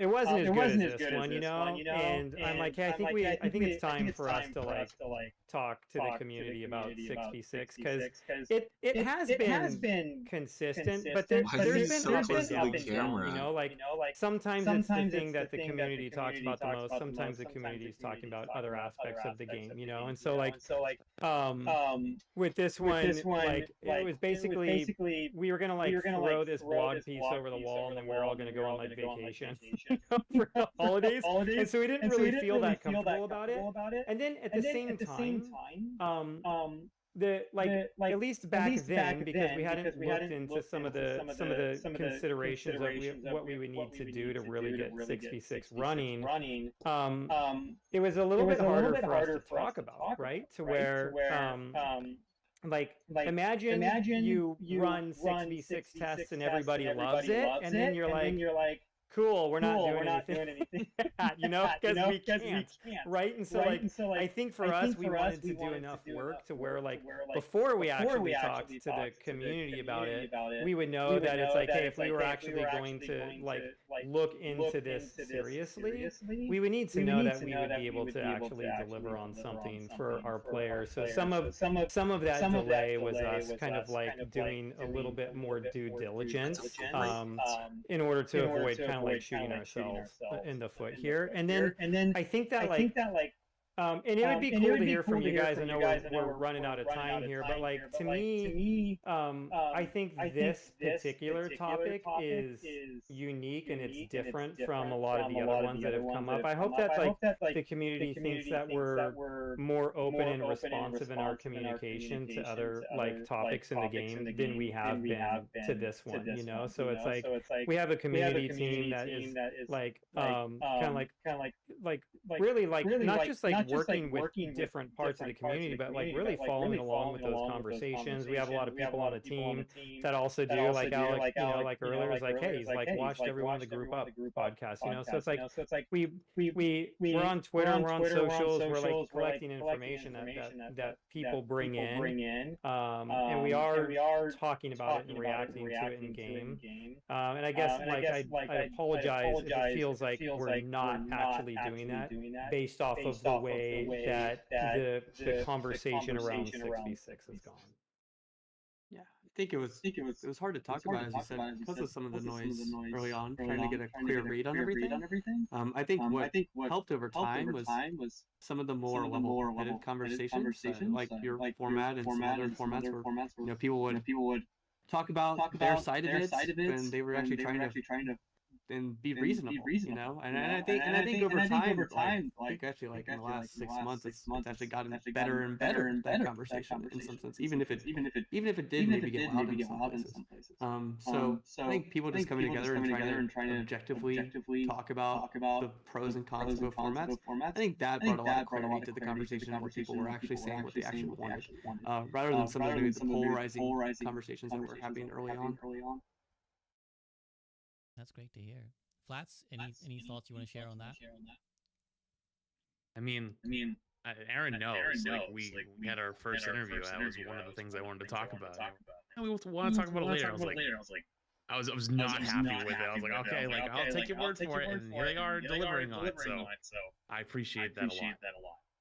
It's so tough. I felt pretty bad about that one. I know. And like maybe there was a different way to handle some of that. It felt like otherwise I was just gonna kind of like dodge it probably during the interview, and that probably wouldn't have felt that great either. I knew you guys were taking it seriously because it was like you told me it was like we're gonna talk about it, just like not right now. I was like, all right, hey, I'm gonna just be honest with people. And when I led into, I was like, I know everyone wants me to ask the 66 question. I'm not. I was asked not to, but they said they'll talk about it later. And here we are later, talking about it. And moving forward with an experiment and seeing how it goes. So I think these little things are going to matter a lot in the long run with your core community, people that actually follow all the stuff. A little bit difficult on the greater gaming community, or people who maybe used to play Overwatch, those people who don't play anymore. Obviously, that's a little bit tougher, but like from the tie it all back to the beginning of this podcast, I think those little things really do re-strengthen that trust. So thank you. Yeah, totally. And I know we're going over, but then here's a question for you. Like that was a pretty lengthy blog piece with a lot of detail in it, and we've typically tried to keep them shorter than that.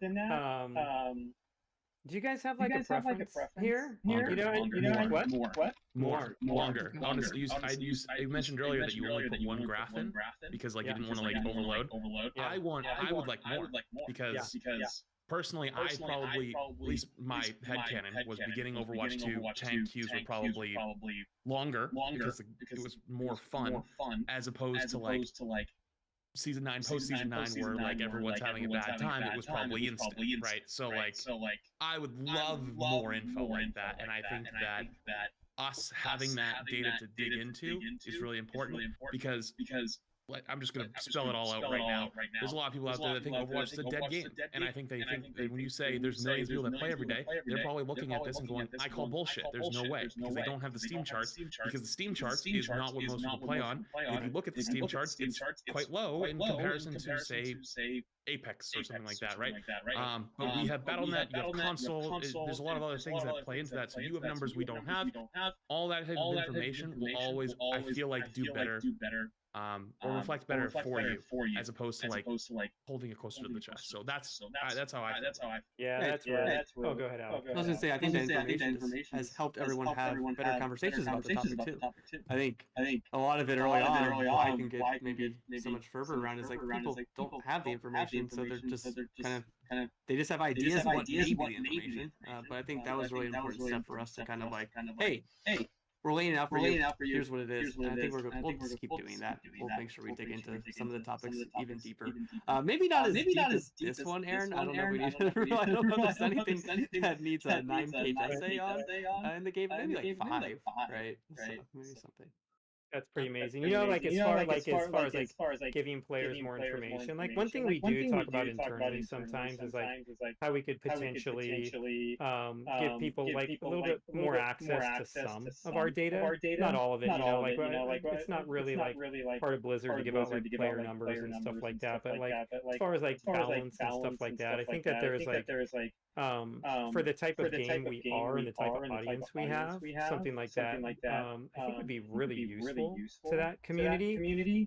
It is a decent amount of work though, and so it's like if we were to ever do something like that in order to like get something like that going, there's a lot of planning we'd have to put around it in order to make sure it's not taking away from some of our other initiatives, you know. And it is like I recognize it'd be incredibly useful to the two of you. You know, you would love to have it.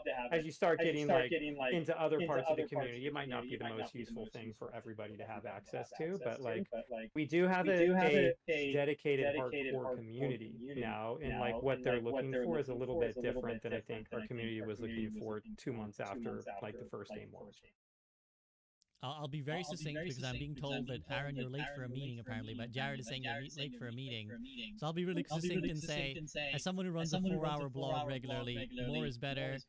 I real talk, I don't know if community casual players really read the blog, so it's like only us hardcore people who read the blog, so just pack it with information, give us more context, and that will inform our conversations better, as Alec alluded to. Like, when we have this data, we can talk reasonably and rationally. When we don't, we're just throwing darts at the board and guessing at what your reasons might be. So more data. The moment you're able to make your 8-hour podcast, that's when we're like, that's the success case. Exactly. Hey, to be fair, there's a lot of people, myself included, who read those to people, and lots of people watch those be read. So like, it goes much further, I think. Yeah. I watched you read yours. Yeah. If you liked it. Yeah, that's what. It's a little awkward watching somebody read what I wrote. You know, I can imagine. Yeah. It's okay. Flass used to react content, so he reacts to other people's videos and then probably reacts to people watching his videos. So it's all part of the content game. Flass, is there anything else you want to say before we sign off? Because I think we do have to let these guys get going. Just thanks for doing this. Much appreciated. Look forward to everything you have coming, and really hope that you know we have some exciting stuff to look forward to in the future. And I know that you guys will do whatever you can to make the game as good as it possibly can be. Yeah, thank you so much. You're both great. Thanks for having us. Seriously, I'm glad you could push back. You felt like you could push back in the conversation. That was nice back and forth, and really appreciate that.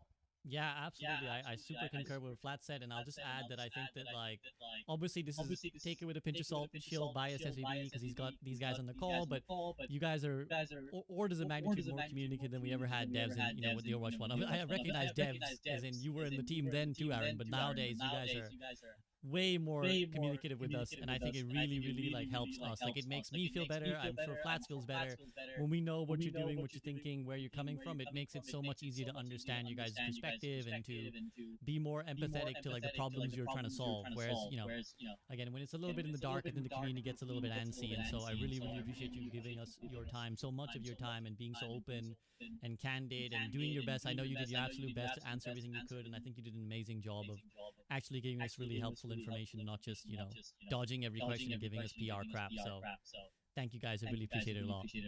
All right. Cheers. Yeah. Cheers. Yeah. Thank you guys. Bye. Thank you very much. Bye. Peace Go later. out. Go later. See ya. Okay, gamers, 1 second. Let me just set everything up again. I'm gonna have to reactivate my camera. Turn the music back on so you guys aren't just listening to pure silence. Some new jobbies in the back. Boom. Okay. Hope you guys enjoyed. That was one of the lengthiest dev interviews we've had, I think. And yeah, I think it was very interesting. I picked up a lot of little bits of really interesting information. I hope you guys found it interesting. I hope you guys found it enjoyable. Thank you for everyone who came through. Thank you for everyone who came through with the subs.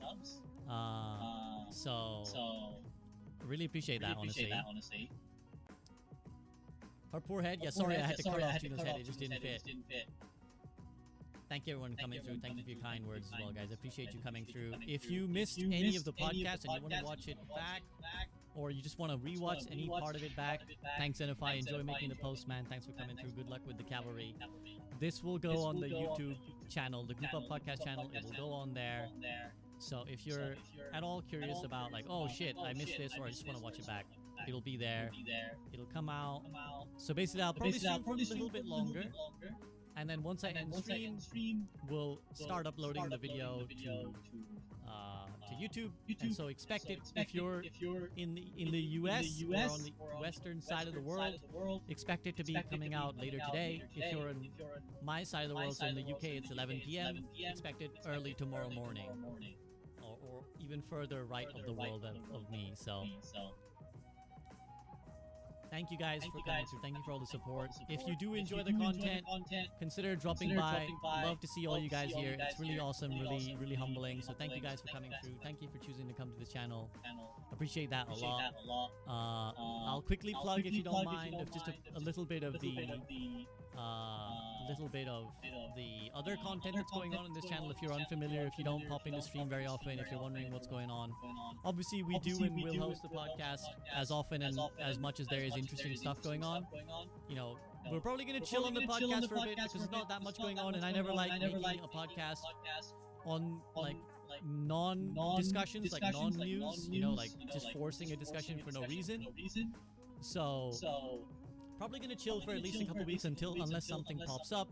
Probably we'll start up again when we get new announcements about the next season. So until then, what I've been doing on stream, what I will probably do once I kind of mention all this, and once we have any more discussions you guys want to have about the interview, we've been playing some variety games. So currently we're playing Horizon Forbidden West, which is the second of the Horizon games. So I've been kind of making my way through that. We'll be playing that a little bit. And yeah, that's kind of what we're mostly doing. Tomorrow, actually, interesting piece of content. I'm going to be coaching a 6-year-old who is getting into Overwatch. So this is very, different. I haven't coached properly for a long time, but I actually got a very heartwarming email from a father who said that, hey, I've been watching your educational content, and I have a kid. He was 4 when he really got into Overwatch, and for the last 2 years, he and I have been playing, and I've been trying to teach him, and blah blah blah. And he likes all the heroes that I'm not good at. Like he likes Reaper and Genji. He likes all the cool, edgy heroes, right? Like Cyborg, Ninja. So he was like, hey, I would really appreciate it if you do coaching. How would you like? Do you want me to pay you for a coaching session? And I was like, well, look, I don't do paid coaching anymore. I don't really even do coaching anymore. But I tell you what, like, tell your son, like, bring your son over, give me like a VOD review, and we'll do like an hour-long session, and I'll see, because even though I don't do like elite level coaching anymore, I'm sure I can help a 6-year-old out. So. Tomorrow, I think it's around 9 p.m.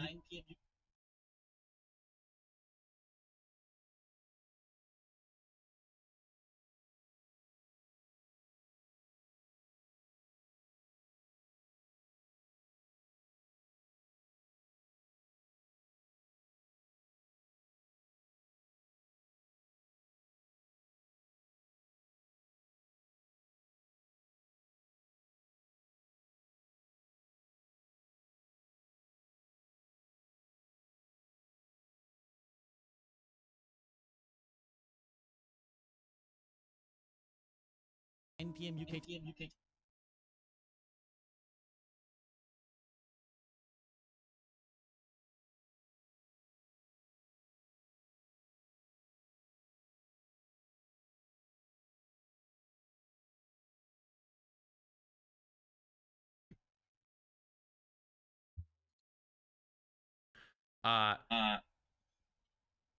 Things to potentially think about, you know. But I mean, he did also say that you'd have to talk to like engineering stuff. Is like 6v6 could be technically as hard as 6v6, or sorry, 6v6 could be as hard as 5.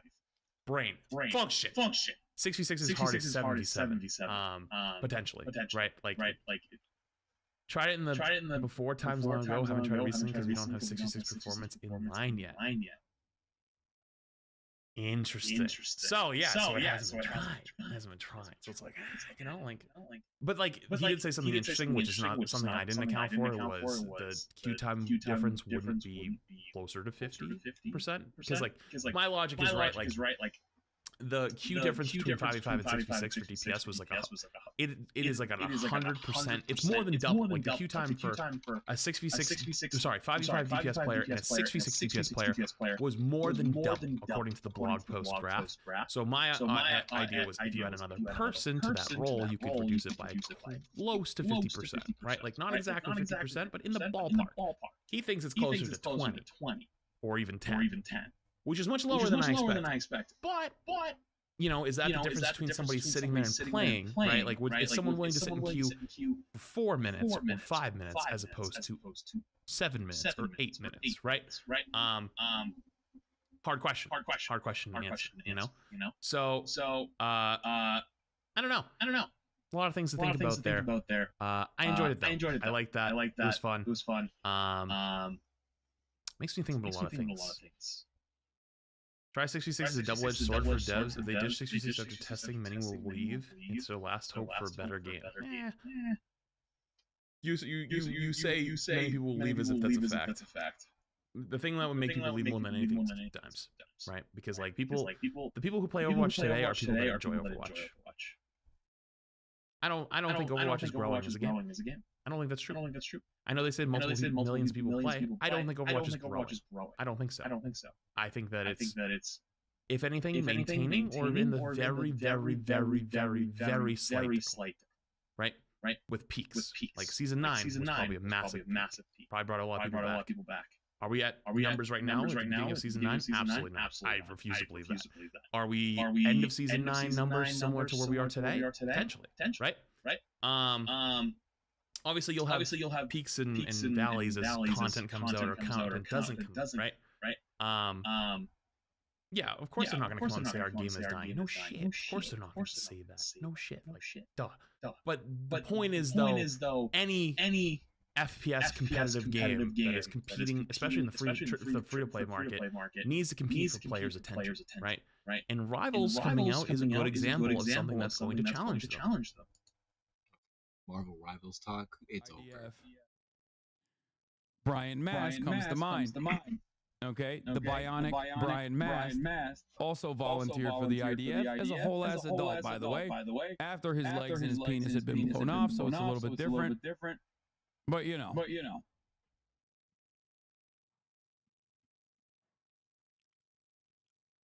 But that's not all.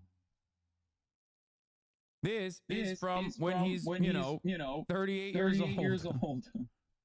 UN speech by Israeli Prime Minister Benjamin Netanyahu was one of the finest fact-based speeches ever regarding the Middle East. Peace must precede Palestinian state.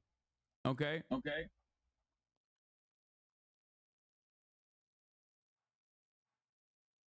This was the famous speech that he is regarding as this fact-based speech.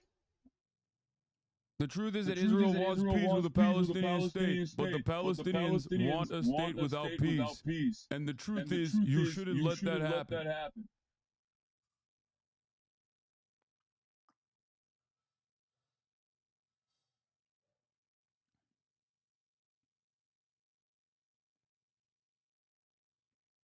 So ultimately, his brief stint volunteering for the IDF is not just like a momentary lapse of judgment or anything like that.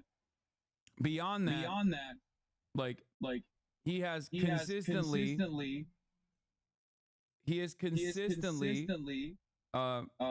defended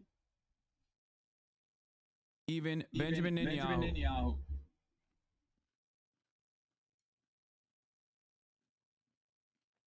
Which at the time was seen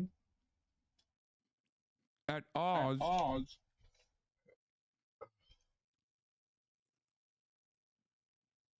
with the Obama administration as well.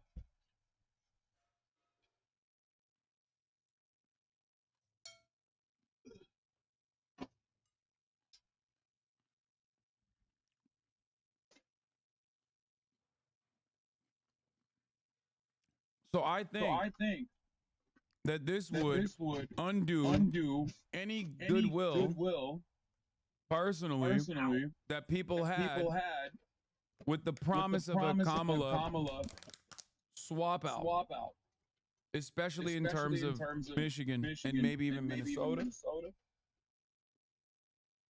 So I think that is a bad pick overall. Most of the VP picks have had pro-Israel sentiment expressed throughout time,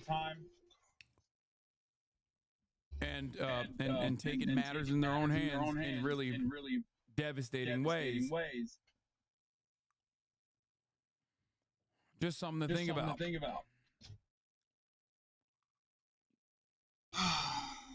I don't believe in litmus test, Josh. John said acknowledging the article's 3 decades old. The Oslo Accord, First Accord. Yeah.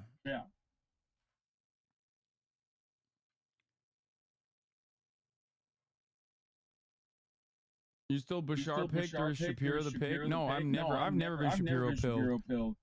I like Bashar. I like Waltz. Those are my two top likely contenders right now.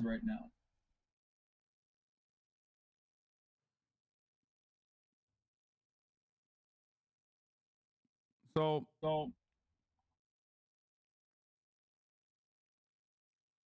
the Pennsylvania Supreme Court is reviewing the Shapiro murder case. Yeah, we talked about it earlier.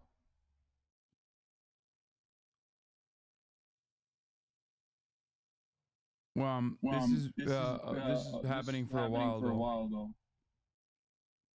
Don't you dare sleep on JB. He had his third interview with the Harris campaign today. Well, JB too, but I don't think it's going to be JB.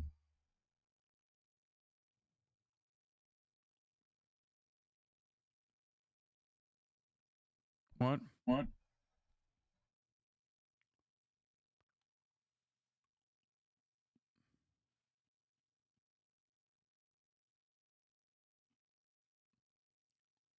Unpopular opinion perhaps, but if the Dems are ever going to break with their current Israel policy, Shapiro, with his apparent service in the IDF, would be the kind of Democrat to do it. That's why I said apparent service with rather than service in. Seems it was some kind of volunteer work, not in spite of this, but because of this. Even after Shapiro called the kids protesting genocide in Gaza with the KKK, I think it's ridiculous to assume that he would like magically bring about some kind of like sea change to the Democratic Party's commitment to Israel. Democratic Party's agenda on Israel. If Shapiro goes to Ramallah, possibly. Bookmark this and make fun of me in 10 years, but I might also be right. Here are the details in his volunteer service, by the way.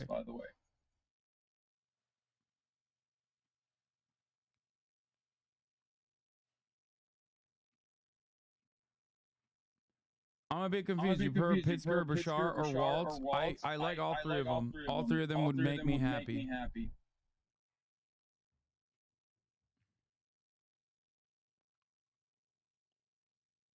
Also, Reuters was reporting that Buttigieg met with Kamala for 90 minutes.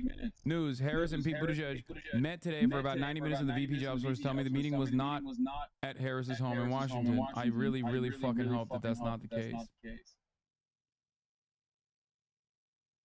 Because that's one person that's even worse. for the position, in my opinion.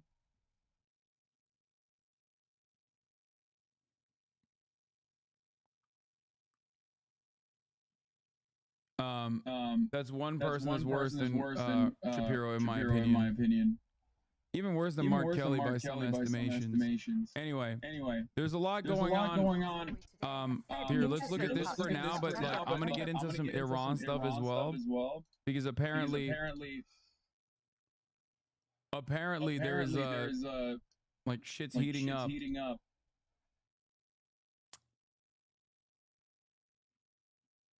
Let's take a look at CNN on the job market. Jason, welcome to the It's show. not even like anything. The Fed will have seen It's literally this just a data before recolor. they made the decision on interest rates. They have a pretty good sense of what's going on in the economy. Did they mess up this week by not cutting rates?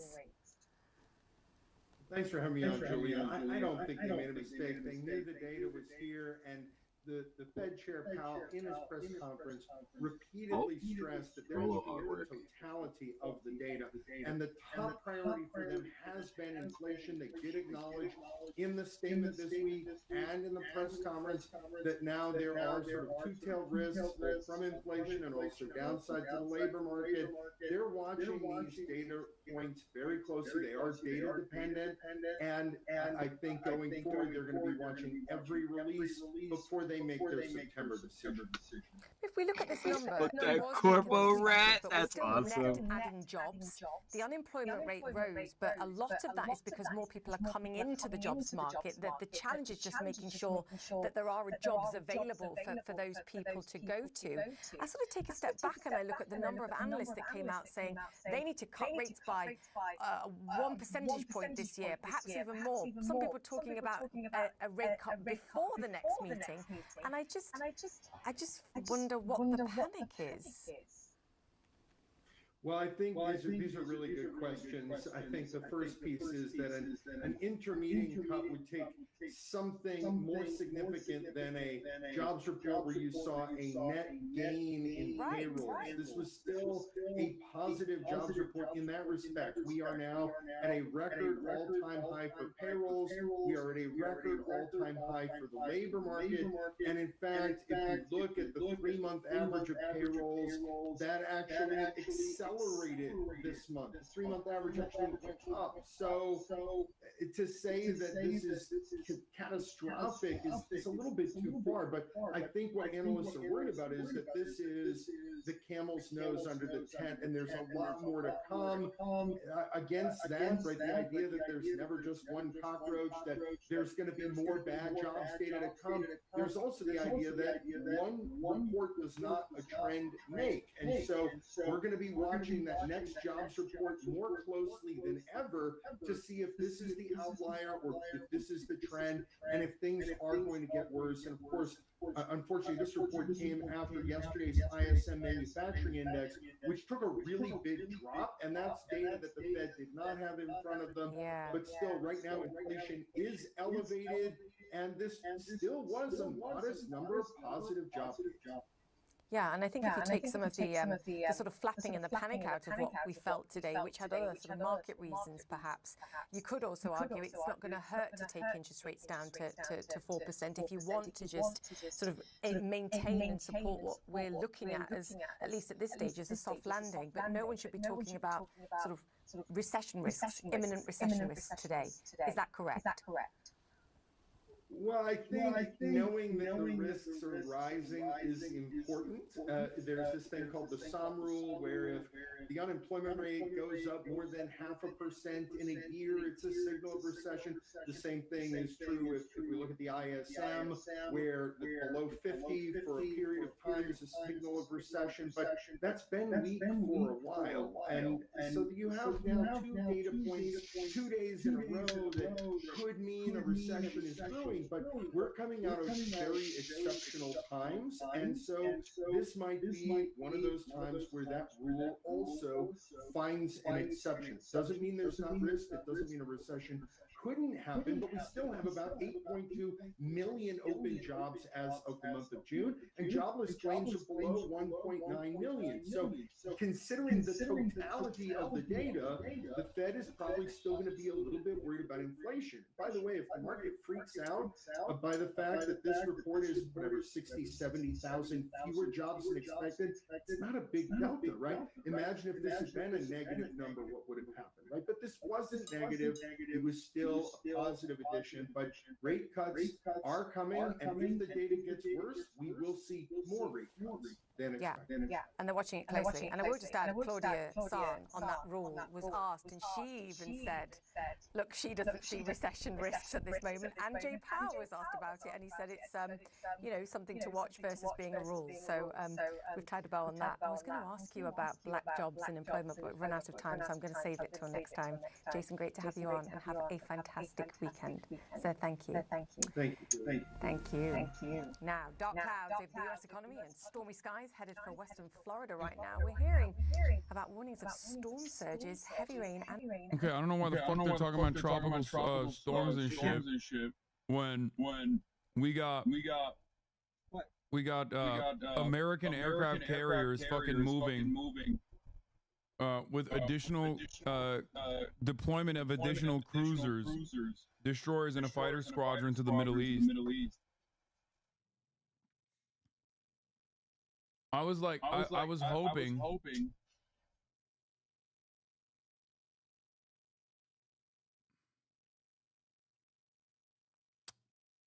the way Lionsgate is offering a coordinator job position for 45 grand in Los Angeles. Are they even? Like, are they even filling these fucking roles? Like, for what project? I just don't get it. Like, there is a mismatch with what people are reporting about the economy and what people are experiencing. And I know that that's usually the fucking case. But I genuinely can't make sense of it because I feel like I don't know if these guys are just like doing fake job postings or something to make it seem like they're growing. But there is a massive exodus of work out of Los Angeles, specifically in Hollywood. Like, there is literally a mass exodus right now happening. In Los Angeles, California, in California specifically, for Hollywood jobs. Projects are like post-strikes. People thought that like work would get back to normal.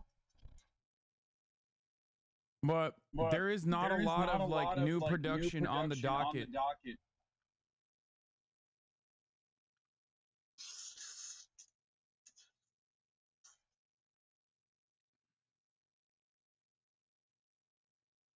Fed Chair Powell made a serious mistake not cutting interest rates. He's been warned over and over again that waiting too long risks driving the economy into a ditch.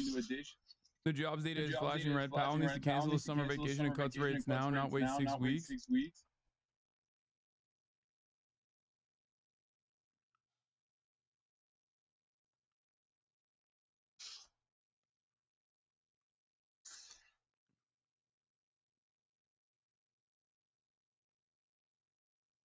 Really good TikTok about how bad the film Well, job folks, is. it's pretty bad here in Hollywood, and now we have some numbers to back it up.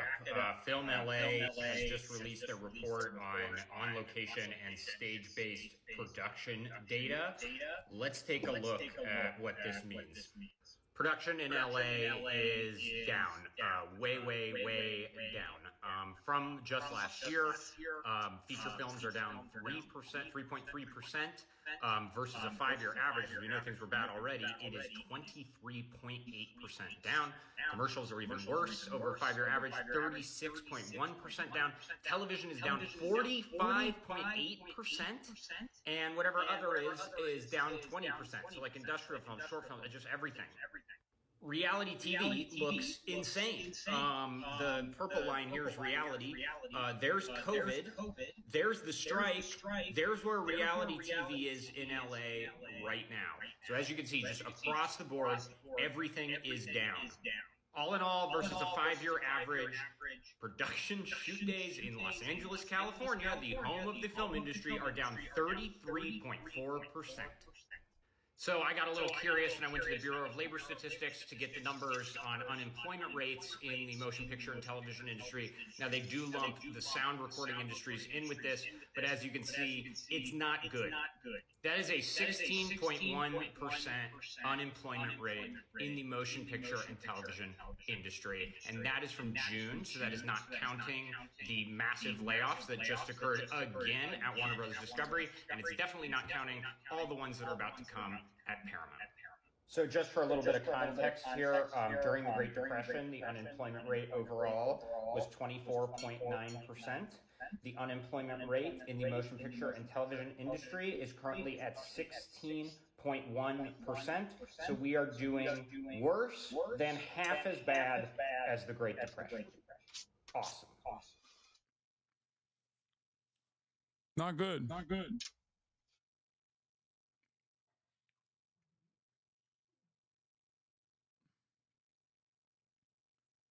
What? Wow. Oh no, people don't care about reality TV anymore. I don't get why we're surprised the bloated industry is popping just like tech. Those are people's fucking lives, dude. I think it is a silly way to look at it. We're talking about it from the perspective of employment chatter. We're not just like the fuck. We're not just like casually talking about like things that people consume and whether they're good and bad.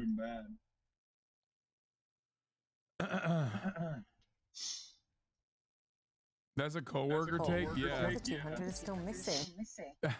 I love that. That's a coworker take is such a funny fucking way to shut down that sort of shit. Anyway, here's a two-state platitude from the New York Times opinion. Just keep pursuing a path so that Israel and the Palestinian people can both live safely, in security, in dignity, and in peace. For me, that means a two-state solution. Two-state solution. A two-state solution. We, the people of Palestine, hereby offer the Israelis an alternative path to peace, approach us as equals within a two-state solution. Let me say to you, the Palestinians, we are destined to live together on the same soil, in the same land. And they want to give peace a real chance. A historic reconciliation between our two peoples. We wish the Palestinian people peace. The existence of settlements considered illegal by the international community has fueled this conflict as Palestinians fight Israeli occupation. Carnage in the heart of Jerusalem after bus number 19 was blown apart by a suicide bomber. Two states living side by side. Two states for two peoples. Two states side by side. Two-state solution. Two states where Israelis and Palestinians each live in peace and security. I am convinced there will be peace between the Palestinians and us, based on a two-state solution. I don't have the slightest doubt. Israel remains fully committed to the solution of two states for two peoples. The two-state solution. A two-state solution. Two-state solution. That's so funny. Bibi singing an entirely different tune lately. He's like, bah, two states, how about no state? How about no Palestinians? Two states is literally separate but equal? Pretty much. Israel's Prime Minister is threatening more attacks on Gaza if Palestinian fighters violate the ceasefire. Hamas now threatening in its harsh words to, quote, open the gates of hell. That's two states for two people. Two states for two people. A two-state solution. The only thing that I fucking hate about this is that it also like it's a both sides ass fucking take, making it seem like it's the Palestinians that have always been opposed to like genuine progress, or at least hold any of the cards in this situation. The only thing Palestinians have ever held for 76 years is just L after L after L. That's it. They got no fucking, they got no juice, they got no power, they got no motion, they got no momentum. You know what I mean? They've been getting fucking destroyed. So the idea that like, well, both sides are really violent towards one another is pretty funny because like one is a fucking militarized nuclear state that gets unlimited funding and weapons from America.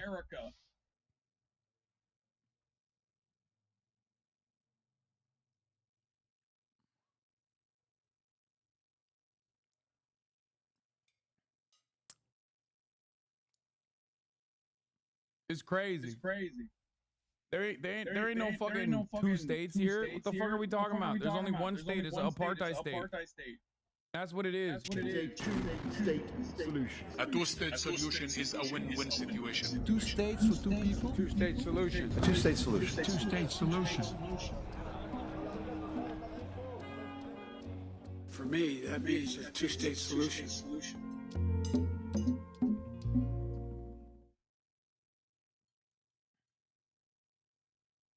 Bro, that motherfucker, the craziest part about it is that motherfucker's been around since the beginning. Like, he was there. And no, I don't mean like 1948 when Israel was invented. I mean like when Moses was parting the fucking Red Seas. Joe Biden was standing behind him like, that's right. That's right, Moses. Part the seas, Jack. I told him that. And he did the dang thing.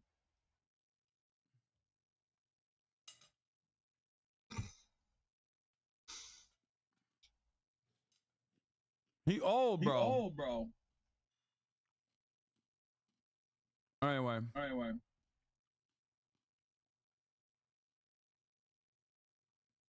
He doesn't mean anything. This dude has been so far down the right-wing pipeline at this point that he's beyond parodying himself. Coverage on what's going on with respect to movement in Iran and shit.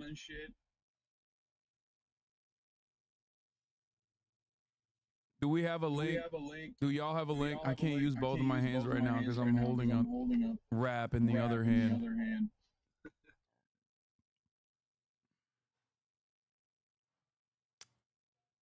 And democracy has been eroded within last 1 decade. People can't speak freely. They cannot. Bro, ain't nobody's talking about. Ain't nobody's talking about Iran. I don't know what's going on. That's crazy. All right. Let's talk about Trump. Trump says him and JD Vance are not weird. Great stuff. Let's take a look. And neither is JD Vance, after Kamala Harris and other Democratic leaders trotted out weird to describe the GOP duo. Nobody's ever called me weird. I'm a lot of things, but weird I'm not. And I'm up front. And he's not either, I will tell you. JD is not at all. They are. It's all a soundbite. And the press picks it up. You notice the evening news, every one of them, they introduce the word weird. And all of a sudden they're talking about weird. No, we're not weird people. We're actually just the opposite. Okay, our panel is back to talk more about this. Let's talk about weird. I want to play a clip. This all started, Tim Walz, who is potentially a VP pick for Kamala Harris. Fuck is my cup at? Said it very Bro. This all started with a young gunner who used to be young but is now old. Who has been riding this fucking wave and this momentum that Republicans are weirdos for the past fucking 6 years, baby. From the first day that I got on this fucking platform, I have been a major advocate to show everybody how fucking weird the Republicans are. I have a very popular segment called Hogwatch. Okay. That's the entire point. We've been saying Republicans are fucking weirdos. We've been saying that. Just saying, but I'm glad that Walz is, pushed to the forefront. plainly, but a lot of Democrats have picked up on weird. So let's listen to them. These guys are just weird. That's where they are. It's the weirdest thing. He'll go and literally hug an American flag. Now, I love the flag, but it's like weird what he does. I mean, on the other side, they're just weird. I mean, they really are. Kamala Harris has used it as well. Sarah, this seems to be sinking. It's rare you see messaging like that just take off, and they've all adapted to it or adopted it pretty quickly. How is it landing with voters and kind of? It is very plain spoken, but do voters kind of get that? Totally. And here's the thing: for a long time, I would say the way that people talked about Donald Trump, because he is a very dangerous person. They talk, dictator, strongman, authoritarian, and that stuff. Voters oftentimes will say, like, what do you think about Trump being authoritarian? And people will be like, author what? What are you talking about? What is that? Whereas weird, people are like, I know what weird is. And J.D. Vance has really helped to define the weirdness, right? The cat lady stuff, the fact that he has done a full personality transplant. So it's funny, they're trying to brand Kamala Harris as a chameleon, but everybody, when I talk to swing voters and focus groups, I haven't seen as negative a reaction to a candidate as I have seen from swing voters to J.D. Vance since Mike Pence was in the Yo. Chatters. The reason why the weird shit is good is one, because they are weird, but also because it doesn't give them power. It actually humiliates them in a way that voters, in a way that will drive a rift between the normal suburbanite Republican Party voters, okay, the normal rural Republican Party voters, versus the weirdo MAGA cultists. Not to say that like all of those guys don't like Donald Trump. Of course they do. But when you say like, oh, Donald Trump is authoritarian, those guys look at that and think, yeah, they're just saying that because Donald Trump is a strong-willed, charismatic leader that wants to do my bidding. It's just like they call me racist, right? If you call them deplorable, if you call them fucking racist, like these are terms that Republicans, moderate voters in general, will not respond negatively to at all. As a matter of fact, they will negatively polarize against the person saying that. But when you say fucking weird, and it's especially on like an issue that they're hyper focusing on in a very sweaty way, like how they just keep talking about like if you vote for Kamala Harris, you're a woman. That's a weird fucking thing to say. I love that. That's awesome. Or all of these like groypers on Twitter. Oh, that's perfect. The party, which is communicating with their groypers on Twitter, from the average fucking Republican supporter that doesn't like that kind of stuff and thinks that's gross. Is a good way to deal with this. It also, I think, neutralizes the fucking the fear. Like you can't just when you say they're like far right authoritarians or they're violent or whatever the fuck. A lot of Republicans will think, oh, this is just hysteria from the Democratic Party. But when you say someone is weird, when you say like the Republicans are weird, they kind of get it. Like people understand it because they've heard the weird shit that they're saying. Primary to Trump voters. Like these swing voters do not like him, and they do think he's weird. They think he's inauthentic. They think he's a phony, and so that's it's like if the weird shoe fits, like that's what's happening right now. The weird shoe fits. What do you say to all of this? No, I think that's right. The clown shoe fits. So right, like when you listen to words that are often used in politics, right? Authoritarian, dictator, dangerous, extreme, like.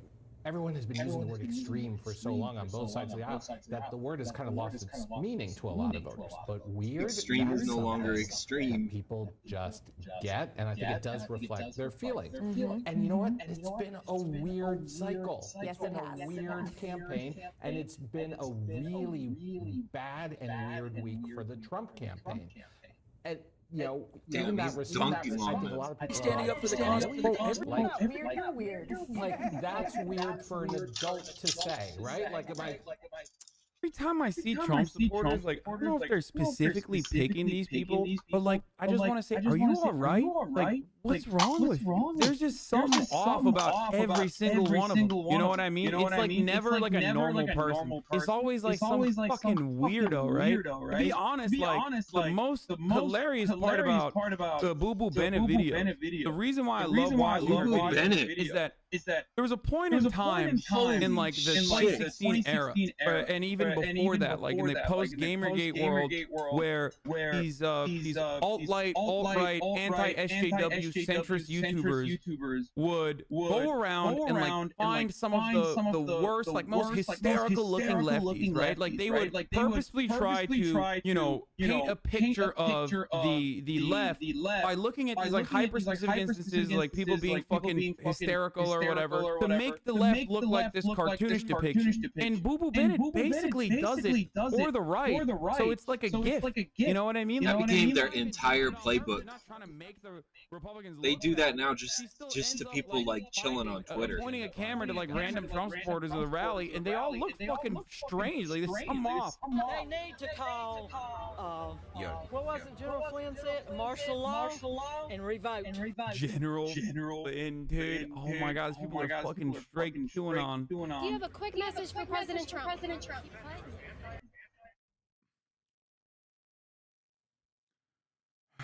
Bro, they don't pay me the big bucks for no reason.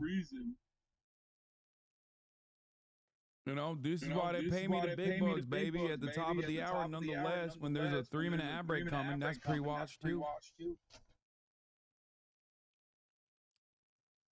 I told y'all, motherfuckers, man. I told y'all. I know what the fuck I'm talking about. You can't consistently portray yourself as the fucking weirdo party and not expect any sort of repercussions for it. Giving money to a millionaire? Yeah, a millionaire was the fucking prophecy. Lisan al-Gaid, baby.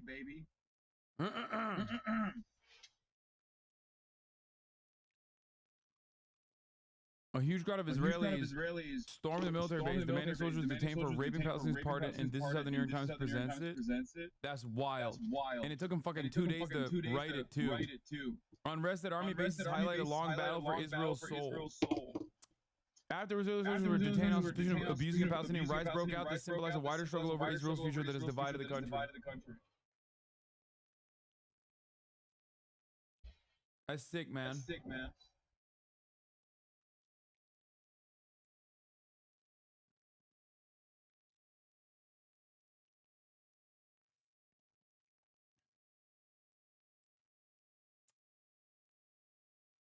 That's sick. And then people will be like, why don't we trust? Why is there not enough trust in mainstream media? It's like, bro, you fucking write shit like this and people know the truth. They're going to be like if people don't already have like a well-established, genuine, like significant amount of confidence in mainstream media, you are literally just losing people. I see this article, I scroll TikTok and I see what's going on with the pro-rape protest. I'm gonna be like, I am literally never reading the New York Times ever again.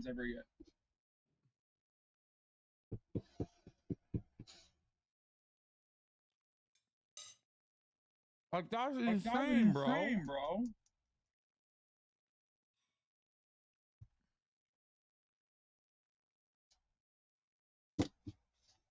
I think why weird works is that it removes the power from the Republicans and make them the target of judgment. Yeah, deplorable and bully fits into the self-image of Republicans as tough, powerful person in control. Weird makes you think of an incel shooter, which hits because it's true. Yup. It's exactly what I've been saying. They're sweaty. They're weird. They're gross. They're hysterical. They're panting. They have assumed the role. They have assumed the role that like right-wingers tried to, leftists tried to, or liberals tried to portray them as. And that's why they keep fucking doubling down. My toddler, sure, a kid, maybe, but so I just think it's one of those things that's gonna stick a little. Yeah, it seems to have caught on. And Molly, we're getting these fundraising numbers. Trump raising $139 million in July. The Harris team raising $310 million in July. And it's worth noting, of course, she entered late in the month once Biden stepped aside. These numbers really indicate that enthusiasm that we were talking about on the Harris side. I mean, this was Trump, obviously. Are you going to watch any of the Olympics? Bro, are you trying to get me banned? Be honest. Also, I forgot to run the 3-minute ad break after saying I was going to run it. But like, be honest, are you actually a hater that's been in here for 26 months? Avoiding the ad break at the top of the hour for 26 months only to see me get banned right now?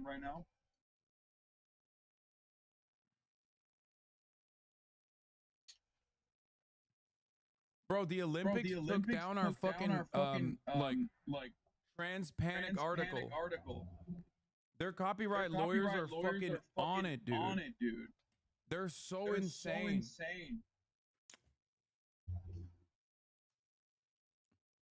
Yeah. Their fucking copyright lawyers are out of control, dude. We had to re-upload it. This video has everything censored. Do you want to know why it has everything censored? Because the motherfucking Olympics literally took down everything.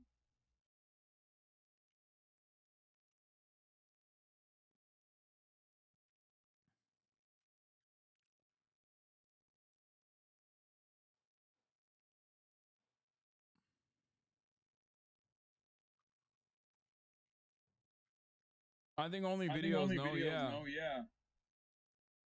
They take down any Twitter clip extremely fast, any Reddit clip, they're very fast, yeah.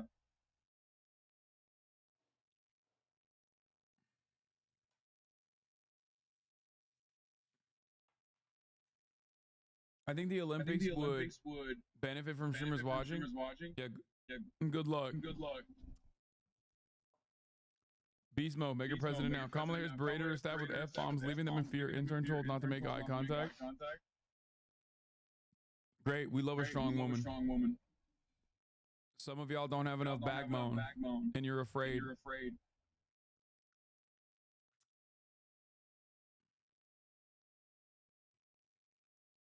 Wait, what the fuck is this? This is such a funny line of attack.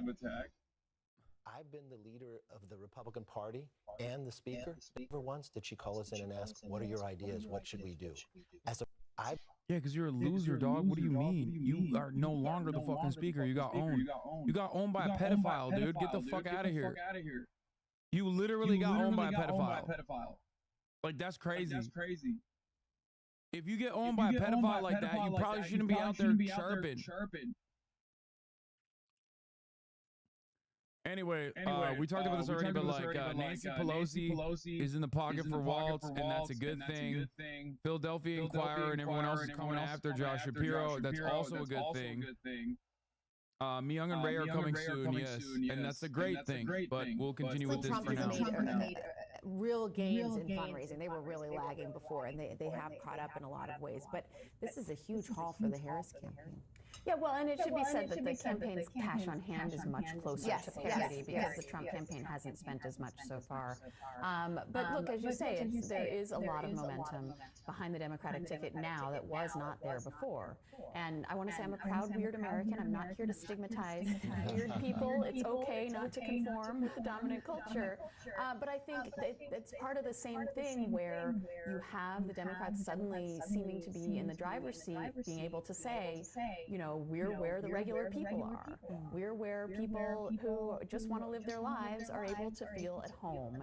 And that's what this weird attack is. I mean, every campaign is trying to find new ways always to say, my opponent isn't like you, right? My opponent is different. My opponent is.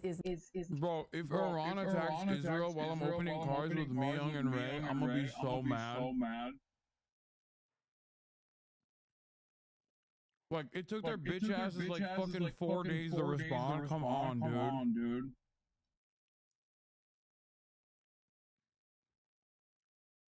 Come on, dude. I don't even know. No. Bro,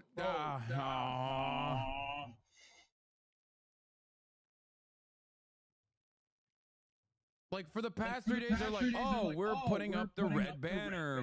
We're putting up the red flag. American military aircraft carriers are fucking coming into the Middle East, and they're like, oh, we're any day now. Any day now, Israel will learn their lesson. And then the moment that I swap away from hardcore news coverage to open up fucking one-piece card packs, they're going to be like, oh, it's time to rain hellfire upon Israel.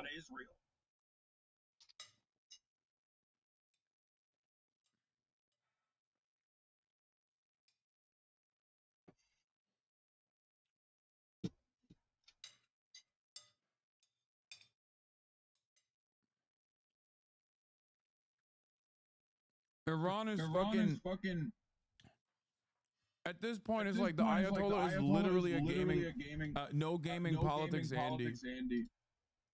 Straight up. Ayatollah's like, no fun, just politics. He's like, I'll show you. I'll show you what it's about. Trying to fucking open one-piece card pack. Get the fuck out of here, bro.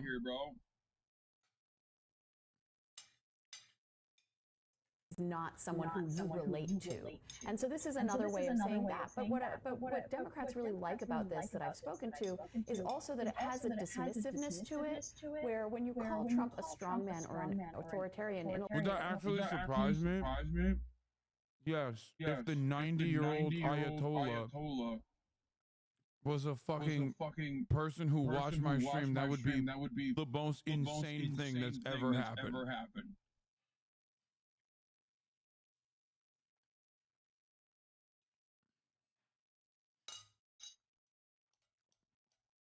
Yeah, Ayatollah's a fucking 36-month subscriber.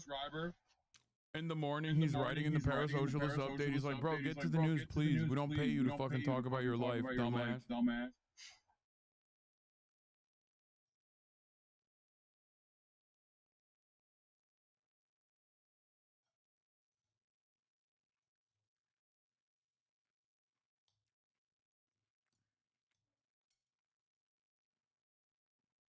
I banned the fucking Ayatollah. He just lasers my house.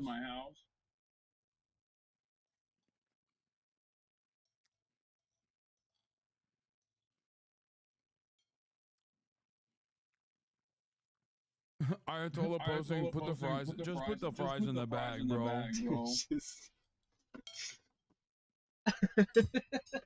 I mean, I know I got some fucking, like, rich-ass motherfuckers in Qatar watching. I know that. I've heard about that. But I don't know who the most, like, high-profile regional leader is or anything like that that would be watching. Yeah, no, I got some Oilers from Qatar. Qatar.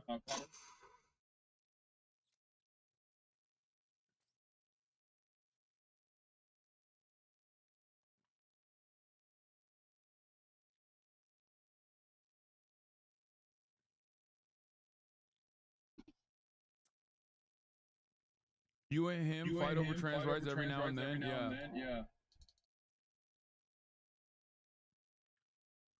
It started, they're playing Iran and Iraq war songs on Iranian TV. What? What does that even mean, bro? Israel airstrikes on the border? Oh my god. Bro, no. Israeli airstrike targets Lebanon, Syria border region. Oh, that's Israel. Israel striking.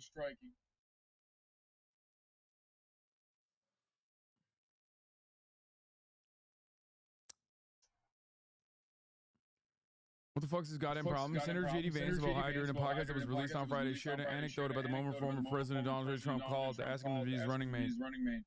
His 7-year-old son, Vance recalled, wanted to discuss Pokemon. So he's trying to talk to me about Pikachu, and I'm on the phone with Donald Trump, and I'm like, son, shut the hell up for 30 seconds about Pikachu, he said, referring to the Pokemon mascot. This is the most important phone call of my life. Just let me make this phone call. Dude, what? That's such a weird fucking way to Yo, why are you voluntarily responding? Why are you voluntarily revealing to the whole ass world with your goddamn chest that you're like a piece of shit dad?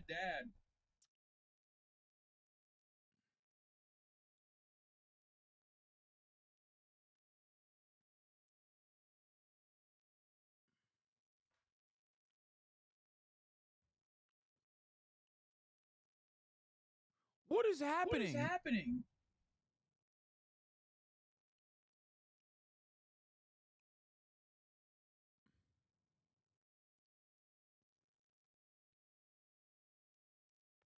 Oh yeah. By the way, the IBA, still the discredited institution, International Boxing Association, is using the Angela Carini situation to do like right-wing commentary. I'm not like it's 5 o'clock in Kremlin, it's 5 o'clock in Moscow sweaty shit, but like this absolutely is that. Okay? They 100%. This is straight up like Russian style culture war nonsense. 100%. Like what? What do you mean? You're giving an award prize to Angela Carini for prize money equivalent to an Olympic champion. The fuck out of here, dude. Bro, they will attack while you're opening cards. No, they will not. No, they will not. Hey, I'm like, oh no. So I call Trump, and I'm like, hey, so what's going on? It's like, JD, you missed a very important phone call, and now I'm gonna have to pick somebody else. And I'm, I like tense up and almost have a heart attack. And the crazy thing about it is my son, who's 7, is in the hotel room with me. And he's really into Pokemon cards right now. He's going through a Pokemon phase. Are you guys into Pokemon? I am. Back in the day, Okay, that's a big phase right now, I think, in general. Yeah. So, I mean, he's really into it. So he's trying to talk to me about Pikachu. And I'm on the phone with Donald Trump. And I'm like, son, shut the hell up for 30 seconds about Pikachu. This is the most important phone call of my life. Please just let me take this phone call. So, hey, I'm like, oh no. So I call Trump, and I'm like, Bro, you should lose the vice presidential pick over that alone.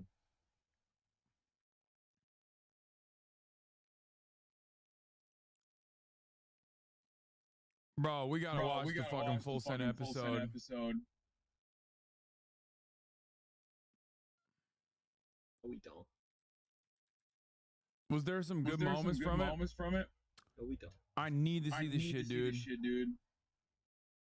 I need to see this shit. I need to see it. I'm sorry.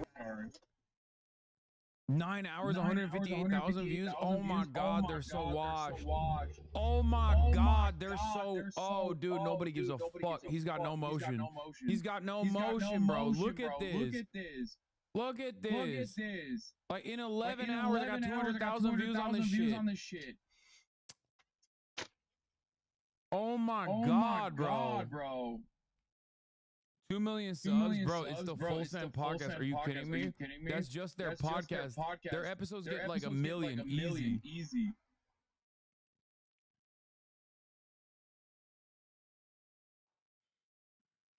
The world is becoming a crazy place. You guys know me. This is a testament to like how shitty JD Vance is. Nothing else. Sports, and by far, Prize Picks is my favorite. What I love about Oh my god, shut the fuck up. Steiny's not that excited for this one, though. Yeah, he's like sort of in just a plain white tee. Like, Steiny only gets excited for like content that like he knows the chicks are gonna like. Yeah, or he could ask. Yeah, exactly. It's so true. Like he just thinks like, all right, clips, TikTok, girls are on TikTok. Dude, I'm gonna get more so accurate. That is not accurate. Bro, it's super accurate. So accurate. You know it. Your content is based around girls. It's fine. I'm not mad. No, nothing. I'm just. That's why if like Full Send Golf gets like 1 million views, like he's like, I don't really want to do that because like it's just all guys watching it. Did you ever take any of those girls like for real from The Bachelor or? This I think might be literally like podcasts are obviously very stupid and very broy. But I genuinely think the Full Send podcast might be the stupidest podcast of all time.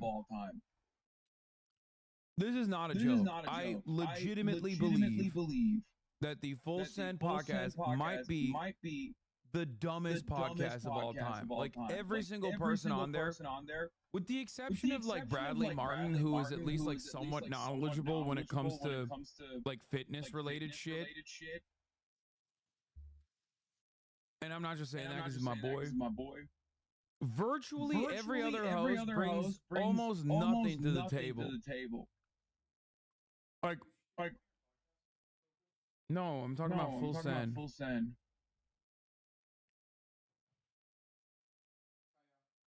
Like they just kind of talk. If you look at their clips, they'll have like a guest on and be like, yeah, man, it seems really difficult to be like the vice president. Yeah, that's a brilliant take. Yeah, no, that's really smart, man. Yo, good job, Steiny. That's a really good take, Steiny. It's like, dude, you didn't say anything.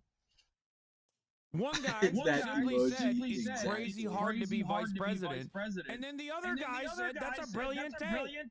Sure. How is this a podcast?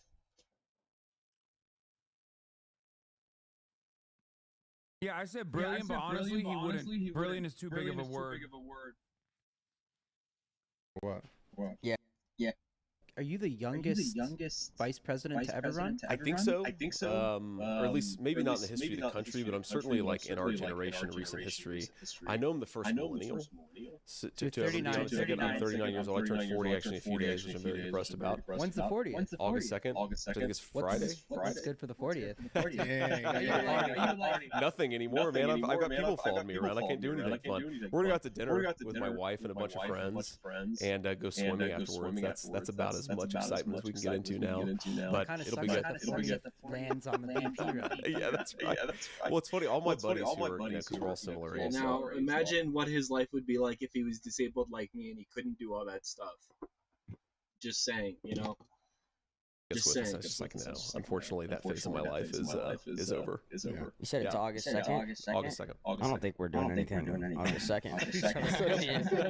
We love to attend. I think I get in a little bit of trouble hanging out with you guys on August 2nd, so I just chill.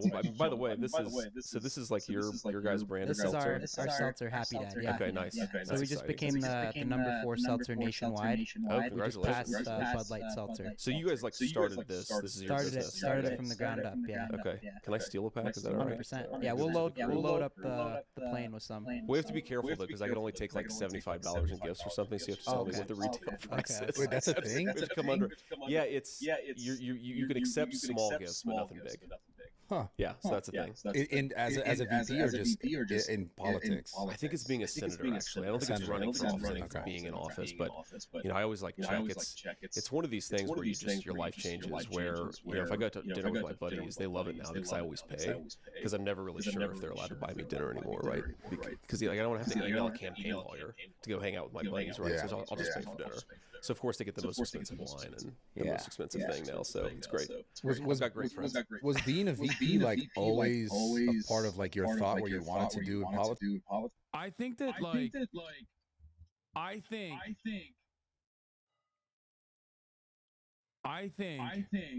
that JD Vance is the perfect VP pick for the Nelk boys. He is so Nelk coded. Which I think, of course, spells trouble for the campaign in general.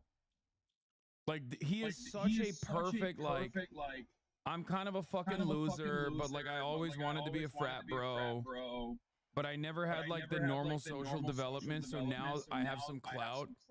And I'm using that to, like, appear as a cool guy. But the only way that I can, like, appear as a cool guy, or what being a cool guy is, in air quotes, is like what I think is popping online. I mean, that's basically the fucking Nelk boys to a T.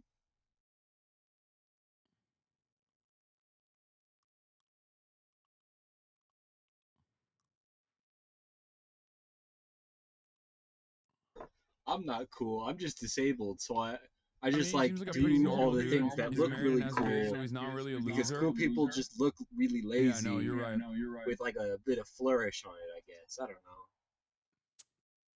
I mean, I think if I was actually cool, people would actually be here watching the stream. Exactly what type of motherfucker says this. Okay. Anyone that says, "Oh, you're married and you have children, so you're not a loser," is a fucking loser. Most people who are married and have children would never place this level of emphasis on being married and having children. If anything, they will call themselves fucking losers because they're now married and have children and can't do fun shit. Okay?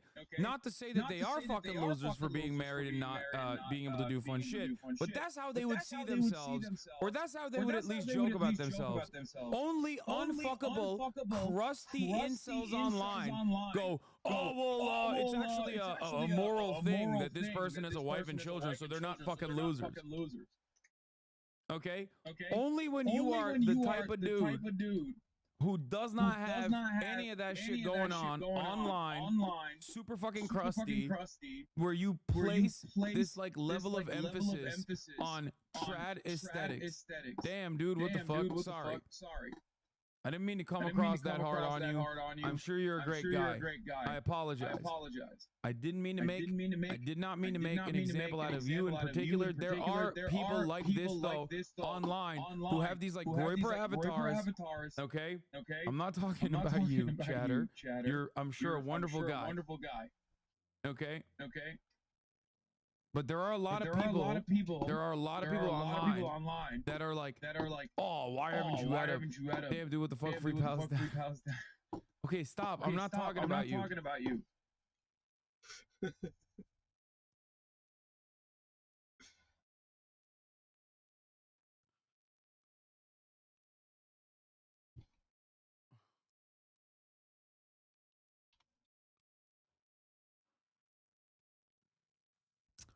Anyway.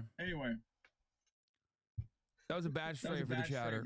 But you know what I'm talking about? The dudes who are constantly talking about, like Tim Pool, constantly talks about the value in like getting married and having children. And it's like, or Pearl. What's the fucking girl's name? The Pearly Whites? I'm so girly, Pearly. What the fuck was that ugly ass chick's name? Just Pearly Things. Yeah, okay. Thank you. She constantly talking about like, "Oh yeah, like you need to immediately have a wife and you know, get a husband and make babies and whatnot." And it's like, bro, you look at yourself.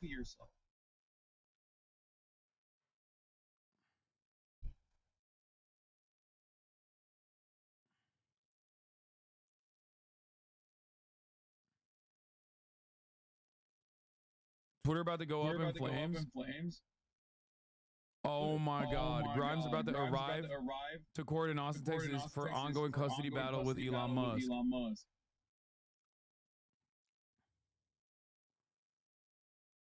And she got the Rick Owens on. She got them Ramones on, dude. She's ready to fucking go. Locked and loaded.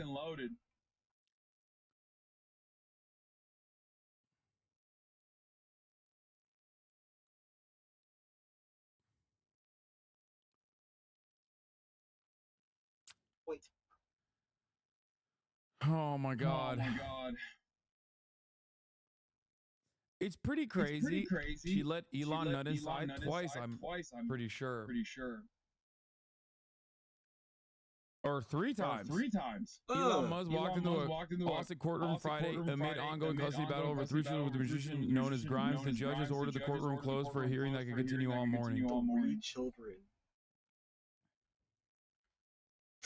I'm gonna be real. Are either of them even spending time with the child? I'm gonna be doubly real. Should either of them spend time with the child?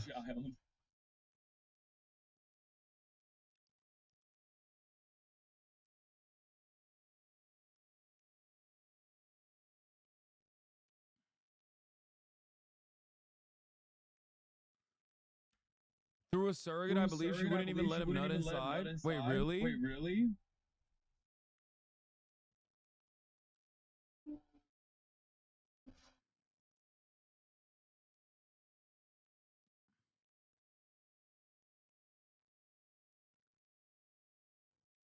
At least one of these two people in this custody battle have appeared on the show.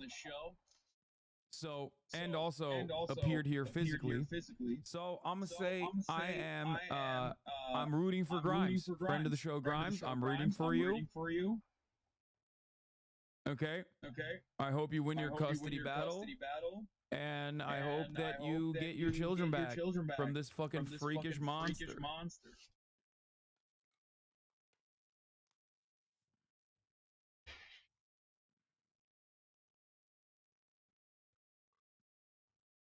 Elon has kept their kids away from Grimes for over years. Grimes' mom made a public post begging to see her grandkids because her grandma's about to die.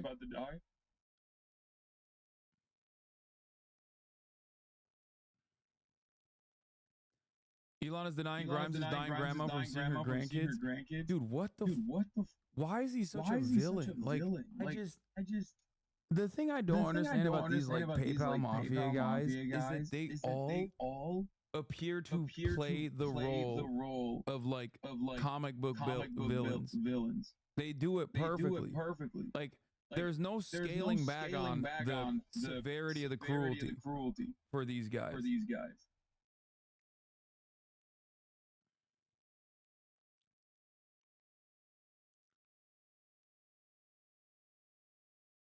I just don't understand it. Maduro might beat his ass like Iman did to that cop. Yeah.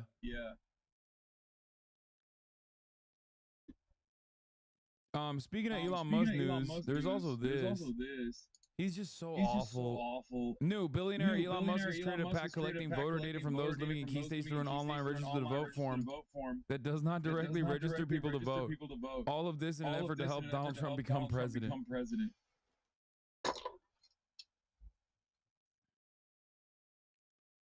That's it, folks. None of you believe. So for those of you who don't believe it, like that did happen. This is Elon Musk's baby mama times 3.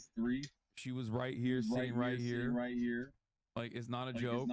Is it necessary? I don't know. I like working out. I used to be fat, so you know. Do you like work out? Like, how often do you work out? I work out like she brought me that cyberpunk thing as a gift from her and Elon.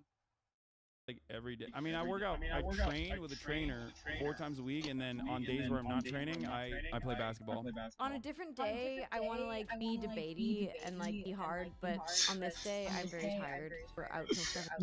No, I have a friend who's like weird about Pussy Riot was there too. Yeah, that's a convincing argument. I have a friend who's funniest thing if you didn't have longer hair. Wait, what? If you didn't have long hair? What do you mean?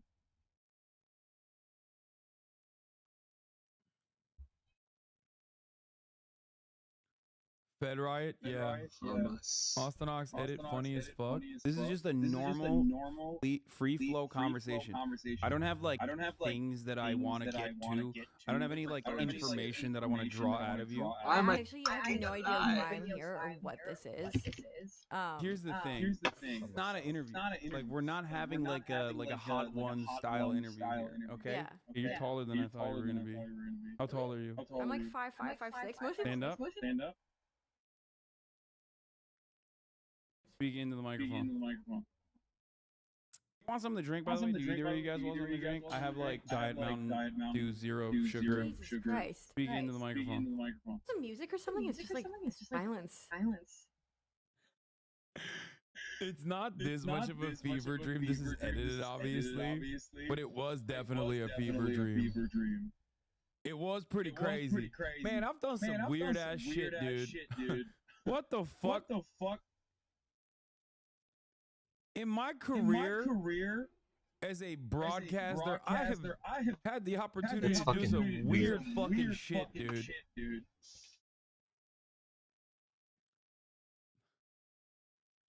I also personally shit on Elon in front of her when Elon was most likely watching. That probably was one of the braver moments of my career. Like, I've done some shit. I've said some shit. I've gotten a lot of death threats. But, like, I think directly dunking on your you know, boyfriend, baby, father, I don't know what the fuck to call it at that time. When you know his ass was watching, that was probably one of the crazier things I've done. Do you ever miss your long hair? Not even a little bit. There's not a single moment in the day where I go, shit, man, I should have my long hair back. Not even a little bit. Dude, I look so much better with short hair. Like there are a handful of moments where I actually looked handsome with the long hair. Like sometimes if it hit real good, right? And you guys have probably seen it. It's impossible to fucking avoid those fan cams out there. They always put it. You know, shouts out to the fan cam creators in this community. They always use like some of the glorious good hair moments, but when it was bad, it was so fucking bad. And usually it was really bad. So I think short hair is on top.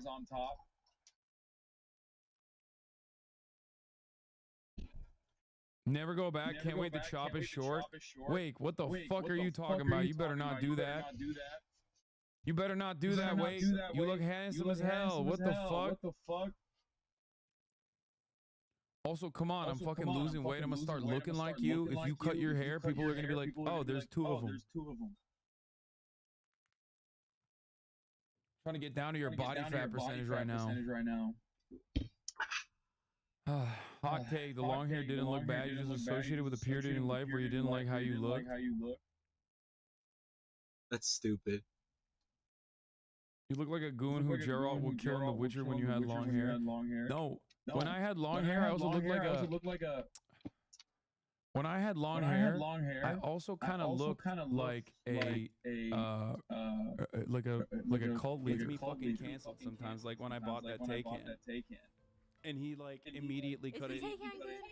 I like it, yeah. I like it more than a Tesla. I'll tell you that much. I'm just saying. It's really nice. Is it convertible? What? Is it a convertible? No. It's a 4-door. It's a 4-door that drives like a 2-door. There's something wrong with me, dude.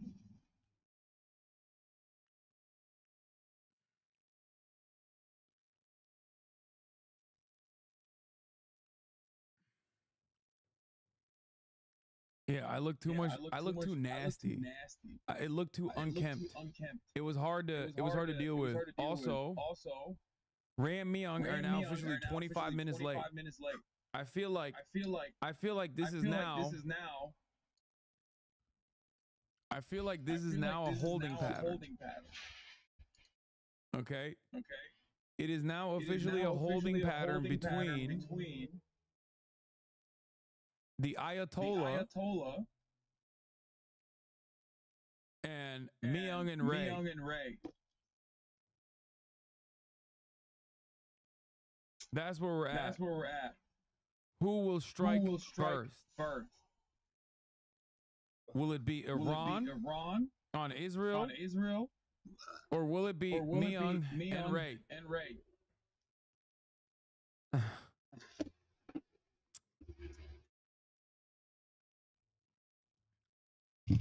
The tension is different this time. I'm Iranian. I've seen all this shit. Is it? This outfit was fire. I can't believe people shit on me for it. Keep watching the Austin vid? Okay, hold on. I will. I literally never listen to music. What? Well, if the music... Can we play some elevator music or something? How are you handling this? Yeah. I didn't know you were pregnant. Okay, so you're a crypto bro? I'm not a crypto bro. I guess you're a bit of a normie.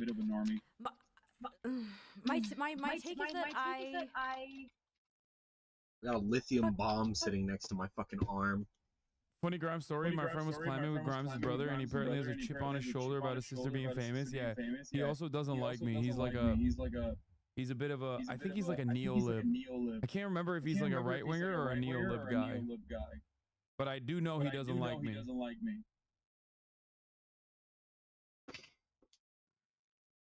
Her brother almost got my friend killed, by the way. Small world.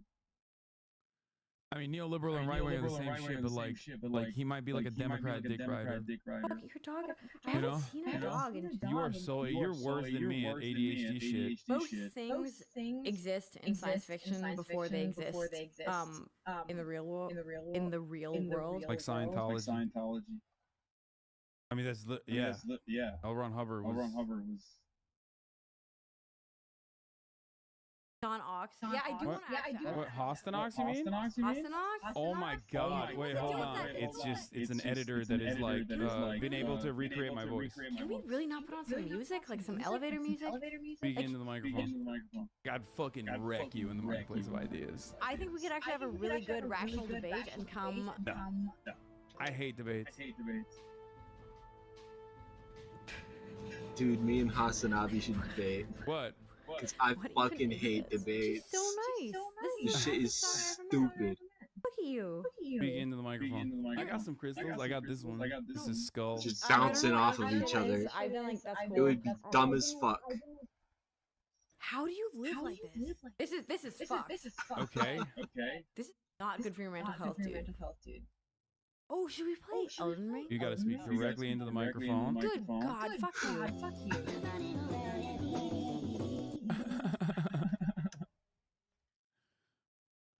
I wish it was a joke that I told her to speak into the microphone that many times.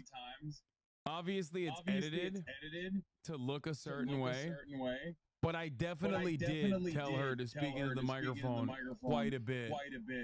Like there were numerous instances where I was like speaking to the microphone. Like that's not a joke. That's real. What is this? I'm a long hair enjoyer, but maybe if it was a shape like this, you would have liked it more. What? No, dude. What is that? Like a wolf cut or some shit? It was exactly like that. Chat, not exaggerate. In the slightest.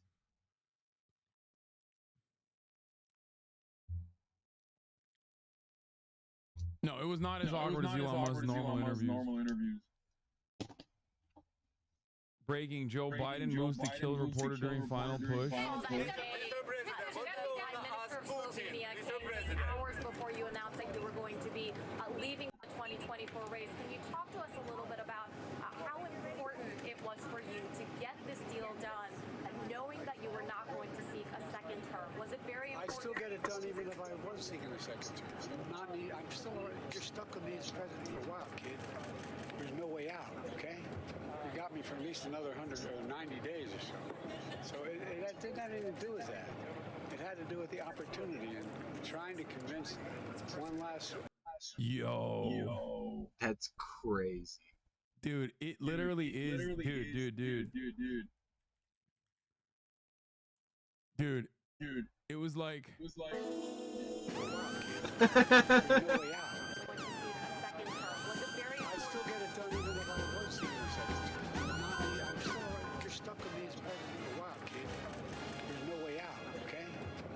For at least another 100 or 90 days. It is actually the Kill Bill sirens. Stuck with me for a while, kid.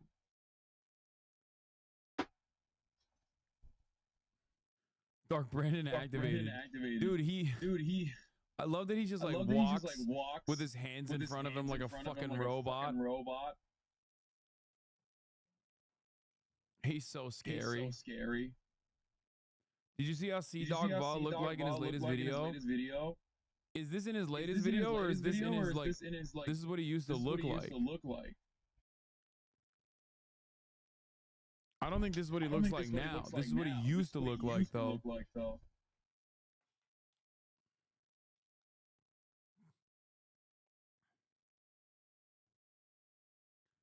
Wait, in his latest vid? What is this? Oh, it's Ocean Defender, bro. Come on. I don't know how reliable Ocean Defender. No, that's his latest vid. Wait, what? Wait, he looks like that right now? No. What did you do? Oh my God, this is from a day ago. This is the Avengers of Host Clubs. The entire Host Club's out for this one. I think I've joined your cult or something. I don't know what's happening. Fucking 飲みましょうか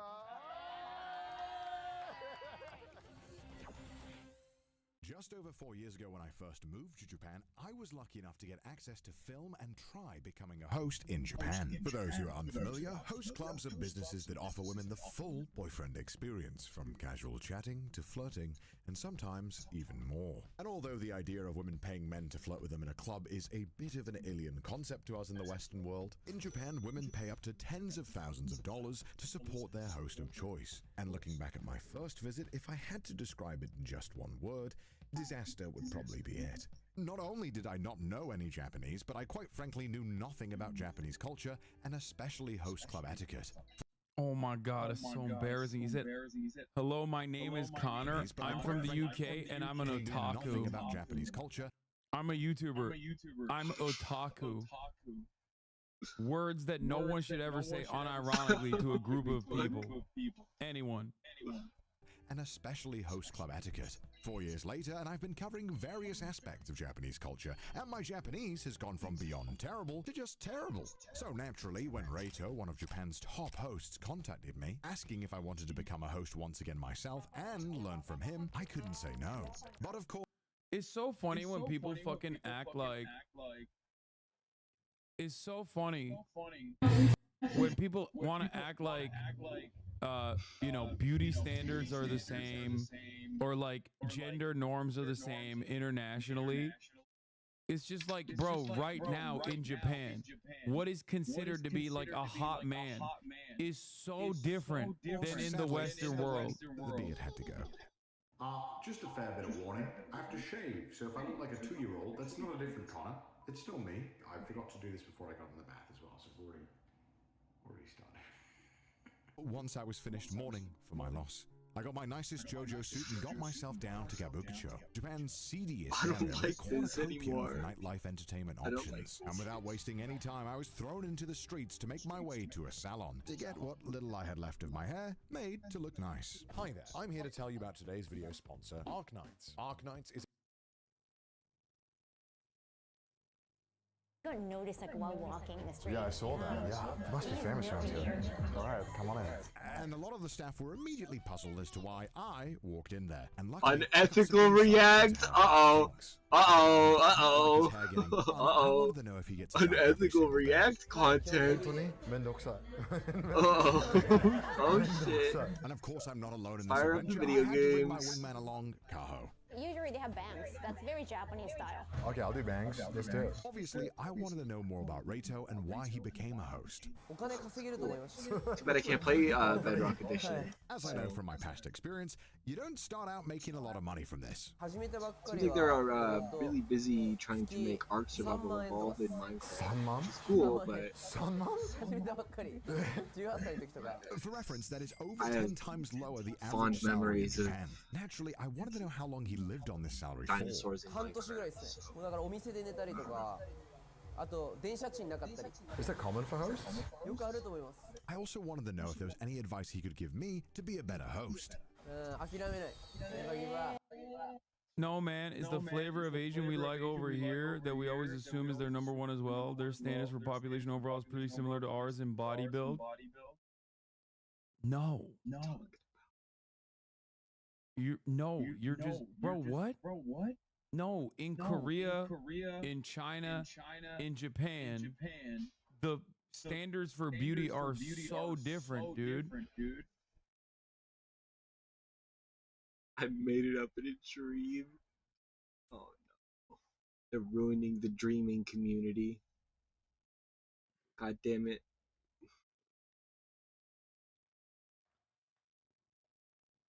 Like, everything is different. The type of makeup is different. Even applying makeup is different. Didn't they tell you were unappealing in Japan? Yeah. Kaho literally told me that, like, I am not, like, I don't fit the beauty standard in Japan.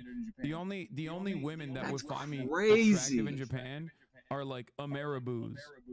People that are already, like, people that subscribe to Western beauty standards or are fascinated by, like, American culture. like a fetish, like a kink. One aspect of being a host that is often overlooked is how much alcohol you have to drink. As the more you drink, the more you can charge the customer. Yo, let me do that. Let me do that. I can do that. Really? Let me do that. Let me in on that. I forgot about that. The last time I did this, there was a system where the newer hosts would drink for the more older and higher earning hosts. Is that still the same? I also wanted to know what type of questions I should ask the customers. I can handle Often it. as a customer of a host club, if you spend enough money on your host, you can get a date with them. So naturally, I asked Rato how much it would cost for me to get a date with him. Wow, wow. I was also curious to know how Rato's parents felt about him being a host. 最初あんまよく思ってなかったんじゃないですかね、やっぱり。ただやっぱ慣れてくるっす。あと僕結構一生懸命頑張ってるんで、そこがでかいかなと思うんですね。真面目に頑張ってればどの仕事でも僕の家族が受け入れてくれるタイプだったんで。And before I knew it, my hair was ready. And I have to say, definitely an improvement on last time. That's so much hairspray. Oh my. I think last time hair was better.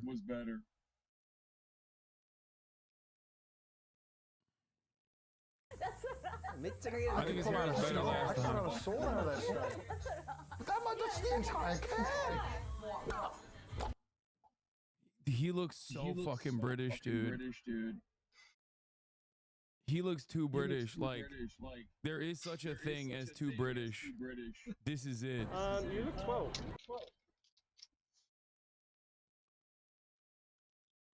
Connor is hot. He's a hot man, especially with a beard. This makes him look like this literally makes him look like a British villain in an anime. Every single one of them seemed quite apprehensive about this new random white boy who just turned up to interview them in the club. But naturally, Rato had no time to waste offering drinks to get the conversation moving. 美味しいですか日本のお酒って。そう、簡単なの飲み物。そう。イギリスだと何が有名なの？ビール？ビール。そうね。ビールはちょっと太。This is so racist. Wait, what? Why is it racist? Oh, racist against British people? True. It is. But also, I am. Yeah. Of course I'm racist against British people. Too, so I tried to get the conversation flowing. 何お酒は好きですか？シャンパンもちろん。お金の持ちテストね。飲み物は好きなんですか？ And within 0.3 seconds, I had already made a critical mistake, asking questions that maybe were a bit too personal. 仕事は何をしますか？ Hello? 大丈夫？ホストクラブってなんか仕事を聞くのは一応ダメなんですけど。本当に？ And I apologized 1 million times, and Rato assured me it was fine. No problem, no problem. 全然大丈夫。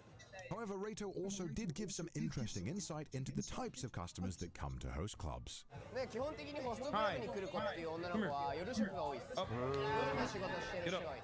なんかこう、そうですね。ホストクラブに来る女の子、キャバ嬢とか風俗が多いです。わかりました。メンズ女です。メンズです。ちょっとエッチなマッサージ。ちょっとエッチ。 But of course, there was no time to waste when shots are on the table. And don't forget, the customer pays for every single drink at a premium. But whilst I was busy destroying my body, Rato, not so much. 僕はこれはレモンティーです。レモンティー。He's drinking lemon tea. What? 嘘つき。裏切り者？裏切り者。飲めない。僕お酒飲めないんですよ。わ。Why is he getting his stomach out? So he drinks for him, and that's why he's blaming him. He's fat. 彼は中学高校の友達で、ここの首に。僕の右腕って意味でこれ右腕って入ってるんですよ。 They're such good friends that he even got a tattoo saying wingman in French on his neck. Before we wrapped up the conversation, the customer did mention something interesting. ホストあんまり興味なくて、初回デビューで行く人もいるじゃん。なんか今回そのナナちゃんとか出てきて、なんかホストでなんか有名な。それを見てたら、たまたまレイト君が初回で出てきて行くようだったから、SNS で。 Oh, that's pretty interesting. And so it was time for us to finish our drinks and move to the next customer. That was a fun first start. I think went pretty well. She was definitely a bit nervous at the start. I think she was a bit precarious. But I think we got it going. She was very, very outgoing and nice. I think initially she was like, who's this guy? Oh, he speaks a little bit Japanese. Okay, we're working. But he's going to keep that going and speak to more customers and find out more about hosts. Find out more we do, because our next customer was Momo, a regular here at It is wild to me that like, you know, this is like a prominent part of the culture where women go out and like pay dues to do the boyfriend experience. Like, I feel like that's just not like compared to how we do it here, where men just sexually harass. I mean, not to say that they don't do that there, but understanding. Prominent is a stretch. Wait, what? No, it's not. What are you talking about? There's like fucking hosts that make like hundreds of thousands of dollars a month in Japan. It absolutely is a big part. Okay, whoa. Okay, go. Crazy girl. How long until Kaiga holds you? That's the thing here too. Renting girlfriend, boyfriend is a lucrative side of sex work. I think renting a girlfriend, yes, but like renting a boyfriend is not as like lucrative, I don't think.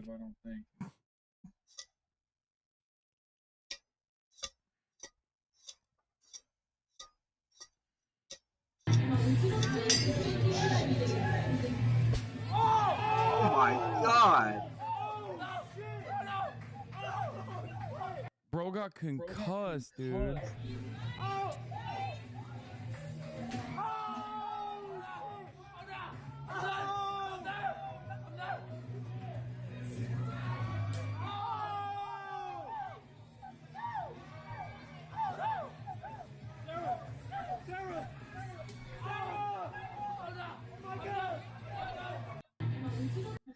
Porter call out. Y'all, did anybody watch the Fear End episode that I did? First Fear End episode that Hassan was not in. He dodged me. I think he's scared. I am, because he does music, and I don't listen to music, so it's terrifying for me. I'm like, what? What is him? What is this magic man? Yeah, it was a really, man, those were all such cool people. That was extremely fun. But one of the things that we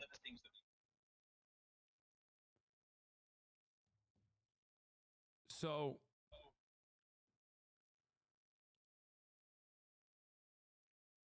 what? Akon doing crazy shit?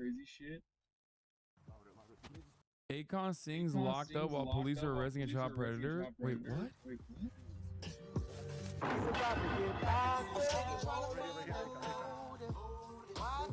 Fucking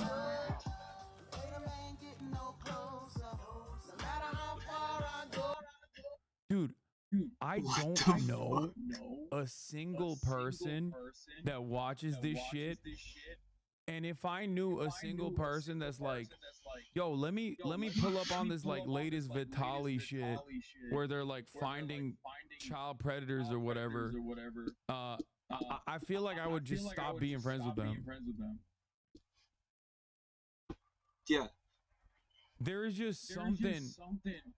There is something so weird about the whole vibes of the entire process that they put together. Like, I don't know what it is. It's odd because it's like, obviously everybody understands like pedophilia is, well, not everybody, but most people understand that like pedophilia is the most unacceptable position, right? It's the most unacceptable thing you can do. But for me, I think there's projection. Wait, with me? What?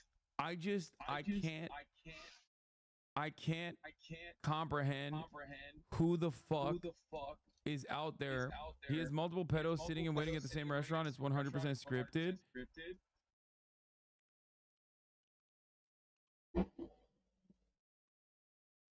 Oh, the people streaming this? Yeah, dude, it's just so weird. It's so fucking weird. Bitch ass nigga. This is our sound guy, bro. Oh. Are you serious? Oh my god. Like, this is so chaotic. It's so That is gross. so- It's so weird. Like To Catch a Predator was already like filled to the brim with like a litany of ethical and sometimes like violations of the law, right? It had the capacity to like fuck up investigations. But like beyond that, I feel like I don't know. I just don't have the words to. I don't have the words to explain it, but just there's some very off about this shit. Like the aura is so odd.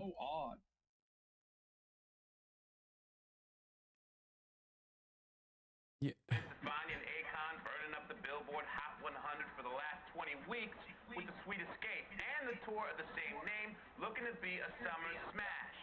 That wasn't until Akon decided to get freaky with a 15-year-old on stage. In our number one story.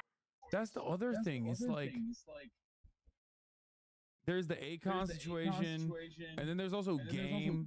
The Game was a part of it too, and it's like, bro, these guys all have their own weird cinema cases. in chat. Like, how is this cinema? what the fuck is going on?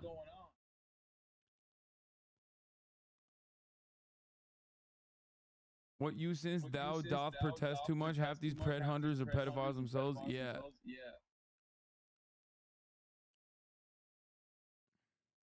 Pedo hunters do this shit because they know pedos are the only people worse than they are.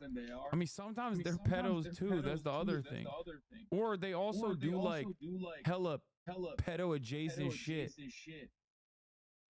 Like some of these guys are like using real children as bait, or photos from children as bait, like actual minors and shit. I don't know. I find it very strange. I watch because I want to see Vitaly get arrested. I just can't get myself to watch it at all. Supporting cops is. They'll go 99% pedophile to catch the 100% pedophile. Yeah.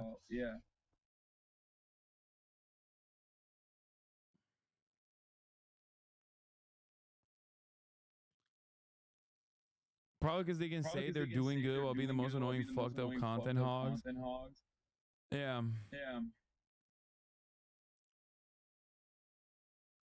I don't know.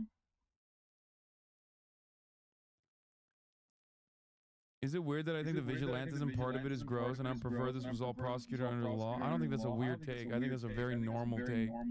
Like, this is already like an extreme situation. Even when cops are engaging in it, it's like borderline entrapment in some cases, and has the capacity to destroy like active cases against pedophiles. Like straight up pedophiles. I think one of the greater examples of this obviously is with like the EDP case, where like what the fuck happened? He literally tried to fuck a child and nothing happened. Like nothing came of it. You know what I mean?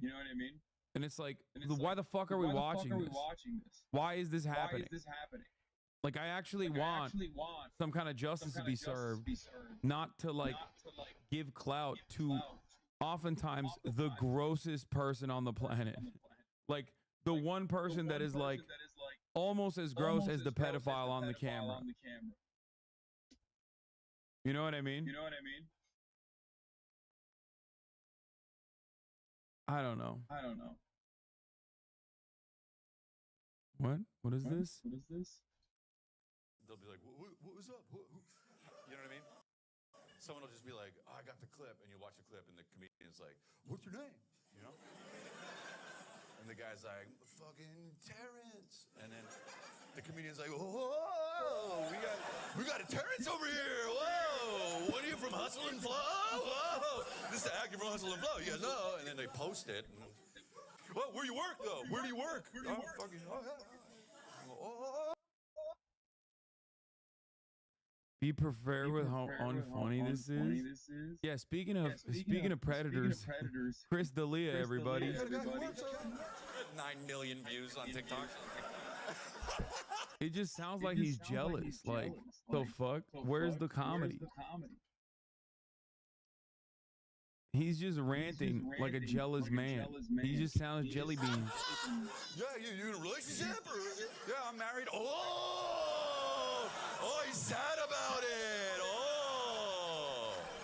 Okay, we're the single guys, though. Oh, fucking 25 million views. Just, hey, what are you wearing? What do you guys wear? You know, oh, fucking tank top. Oh, what's he in a play or something? Fucking wow. 65 million views, just fucking a whole state sold out. Just yeah, he sold out Wyoming. He sold out Wyoming. What theater? Just Wyoming, dude. It was crazy. It was really vast. So what'd you guys meet though? Would you two? You know. you guys met? Oh, like where'd you meet?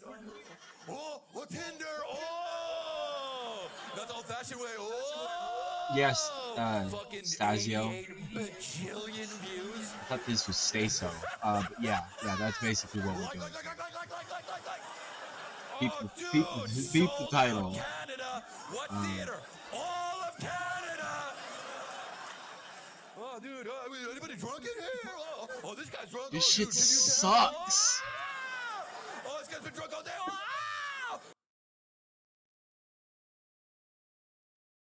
I'm Brian, kill me. Stop. I'm Brian, kill me. Try to laugh challenge, impossible difficulty.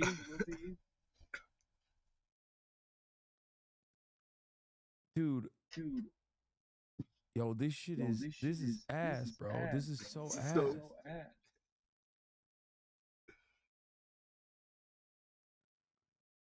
Can Iran strike me along with his No, that's not happening. Iran is not striking Israel tonight, okay? Yo, that's not happening tonight. That's not happening tonight because as you asked that question, my guess arrived. Do I have poop bags? Yeah, I have poop bags. Mika took a poop. It's messed up. This is the type of TikTok chatter send during you laugh, you lose. Oh my God, that's the worst thing you can say. Iran's UN envoy says Hezbollah might target both civilian and military targets. Don't do it. Oh, Kaya. Whoa. That's crazy. Kaya. Calm down. Jesus Christ. She's going crazy.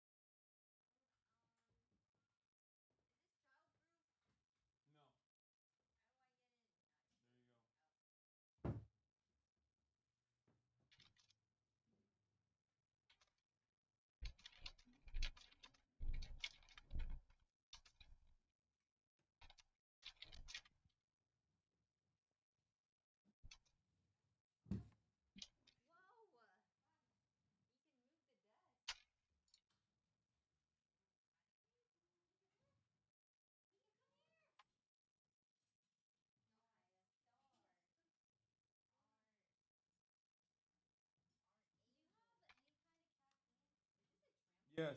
They can't hear anything you guys are saying. Because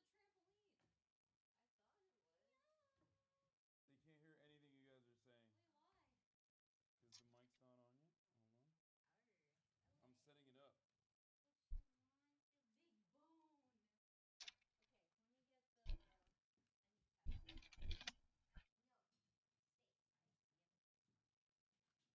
What?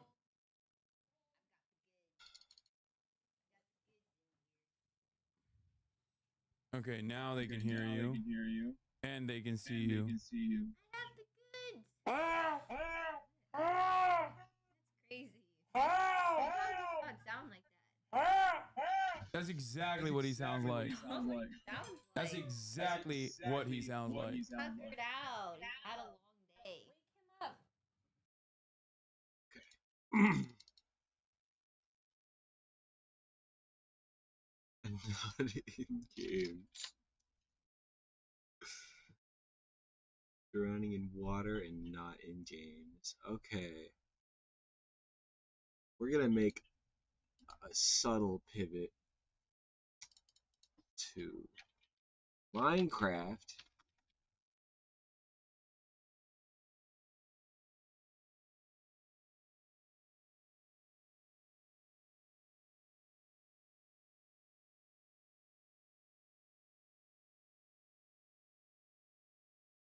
I'll keep you in the loop.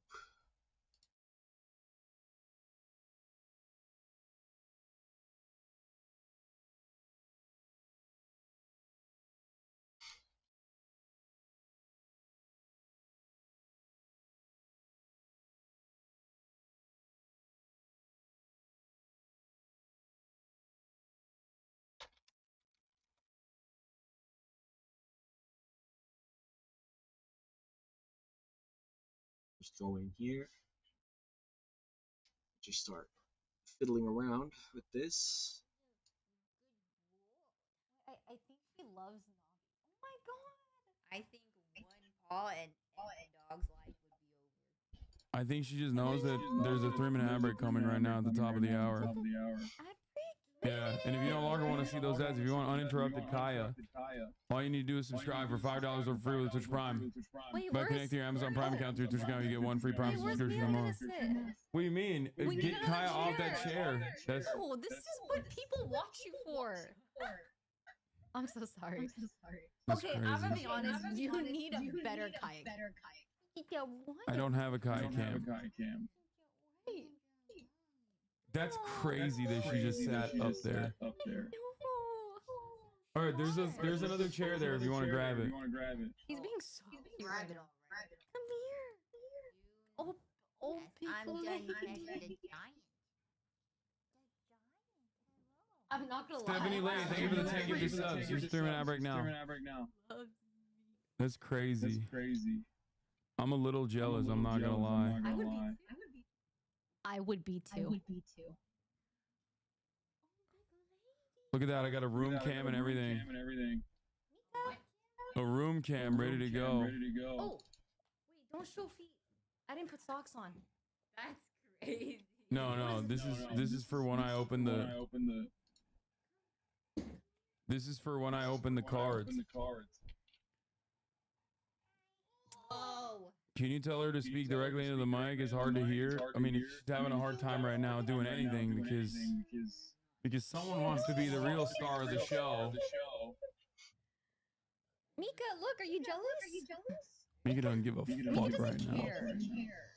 Look at how pretty she's sitting. Is Overcooked IRL happening tomorrow? Yes. That's I'm doing that with Cutie. Here. You want to know what you have to say? Tell them the real politics. Please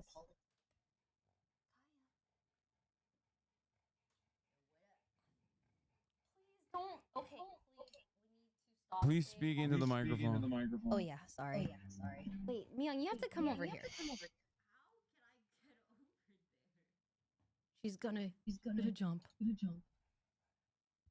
I've never seen her do this at all. She is acting brand new right now. She is acting brand the fuck new. Murad? Nava. It's like, oh my god. Who is it? Come here. Hi. I think that noise gate's gonna have to come off, to be honest. No. There's too much action happening in the house. There's a lot going on. So the answer to that is no. Okay. I got the infographics. Don't worry. Myung, you're being insane. Myung, you need to get over here. Dude, no, over here. Oh my god, Kai is literally body blocking. She's obsessed with Navi. Bro, you got No, Mian, come sit here so they can hear you. You are the expert. Yeah, literally, you agreed to this. I did, but you said sit back there. No, bro. And now I'm here. Look at us. Okay, hold I don't know on. anything about these cards. Okay, but we heard that you have like a list. Is that true? I have some. Hold on. Also, okay, please. What are you doing? No. Don't look. Yeah, go watch on TV. That's crazy. K Academy plus rare here to open One Piece card packs. So I don't know anything about this, so I thought maybe we would like watch someone describe it or something at first. You know what I mean? Watch someone describe it. Like, do you know anything about the One Piece card packs? No. That you got me for my birthday? No, you were just like, oh, he likes One Piece. Yeah. Okay. So let's see, One Piece card packs. Let's look at the video. Opening 120 different booster packs.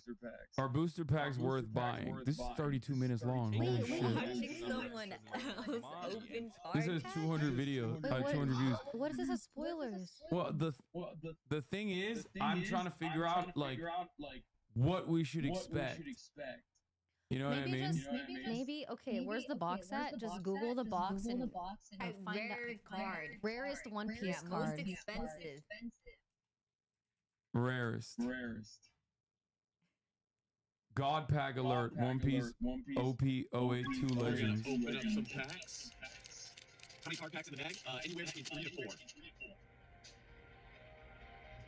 And the packs that we put inside are amazing like that. Oh, what? Oh, that's so cute. Oh my god. Oh my god. Someone clip it. Someone clip it. Someone clip it. We got back. We got back. The One Piece. There's no What way the anyone is that hyped shopper. What? Yo, that's what I'm saying. That's crazy. That was a fake reaction. Yeah, people are faking it. No Wait, way. Chopper is so cute. What's wrong with you people? No Okay, so this is shouts out to Goldsmith, aka Goatsmith, for making this. Charlie has a video. Family, I've hijacked the channel by myself at the moment. I'm assuming direct control here to give you all an important notice. For about a month now, I've been teasing and tickling you, giving you a bit of foreplay about learning the One Piece TCG, where all of us were going to learn it and start doing some content around it. Well, that day has come. So for Moist Esports, one of our players for Smash is Goblin. Goblin also moonlights as an extremely high-ranked One Piece TCG player, and he came out to the Thunderdome 3 days ago now and taught us the card game. And it's really fucking fun. So, the content we were originally going to make for it was kind of just like sillier stuff, kind of like what we do for Magic and Yu-Gi-Oh! But the competitive demon inside all of our souls reared its beautiful head. Don't say Charlie's boring. No, I'm not. It's just my attention. Wait, really? Yeah. And we decided that the most fun content we can make for the One Piece card game is to try and make it to Worlds in top 8. We are still perfectly in line with the schedule that can allow that to happen, assuming we get really good, really quick. Now, Goblin has top 8 at a regional 4, and he got a prize card for it. An extremely expensive prize card, which he was able to sell for over $10,000. These prize cards are crazy value. What? But which one? I don't know, but go to tcgplayer.com and go to the One Piece section. And then find the state you're opening. Also tell me you have a binder or sleeves with your card in. No. I knew that I needed that, but I did not get it. Okay, so the ones that we have, it's on my infographics have this video. Okay, what's in a box of One Piece cards? Thank you, Goatsmith, for the infographics that he made specifically for this. What's in a box of One Piece cards? Pack contents. Every pack of One Piece TCG cards. What the fuck? Every pack of One Piece TCG cards has 12 cards. Rarities can be found in the bottom right corner of every card. Each pack will have in order 7 commons, 3 uncommons, and 2 rares, which can be replaced by other cards. The early packs, Romance Dawn and Paramount War, will also have a Dawn card at the back of the pack. Dawns are used for playing the game. Wait. Commons, uncommons, and Dawns. What? That's not what the D stands for, is it? No. Monkey D. Luffy. No, it doesn't Monkey stand Don for. Luffy? No. I was like, is this spoiling it? Okay, go on. Sorry. No. I already had everything spoiled. I went to the 25th anniversary. You thought Monkey Don Luffy was his name? Gold Don Roger? Don Luffy? The Don. Go on, sorry. No, the D stands for Dawn.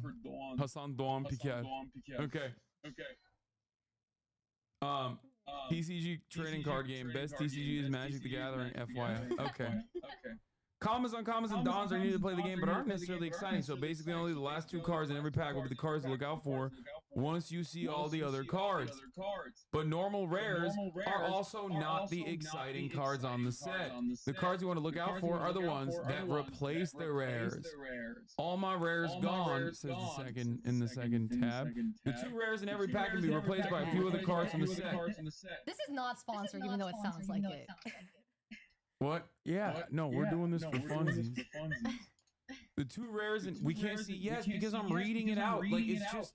Why do you want to read it? I'm reading it. This is better for content. Shut up, Chad. Jesus Christ! Especially if we make a YouTube video out of this or something. Maybe they can't hear. What? I like subtitles, so I would like to read it as well. This has been a disaster so far. I think it's been going great. The 2 rares in every pack can be replaced by a few other cards in the set. Common leader cards, L. Needed to make different decks, but not rare. Super rares. There will be 6 to 8 super rare cards per box. Secret rares, SEC. Also the Securities and Exchange Commission. Every set has 2 different secret rares. Alt arts in Wings of the Captain. There will be a small star above the rarity to denote an alternative art. Each box will also have a unique rare foil Dawn card. At least 2 packs per box will have. What did you say? What did you say? Oh, subtitles! Oh, thank you so much for pulling that up. I couldn't hear you correctly.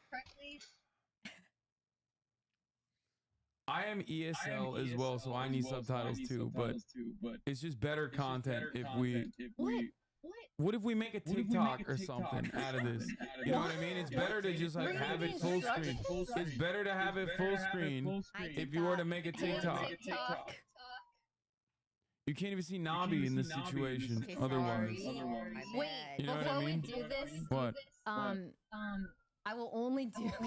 I've done this earlier. I'll only do this if you film a TikTok with me. Okay, I'm down. Have you guys seen that trend where someone's like, you can't dunk your girl, and then me being the girl, I'll be like, yeah, I can't watch me, watch this, and then it switches to him in a thong or something, and then he dunks for me, but it looks like I did it because it's a perfect transition. What a thong? I think it would be so great to see you, if I put on something cute, and then he has to somehow fit in it.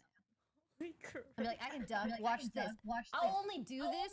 I'll only participate in this stream if you stream this. Okay, not the thong though. Then why?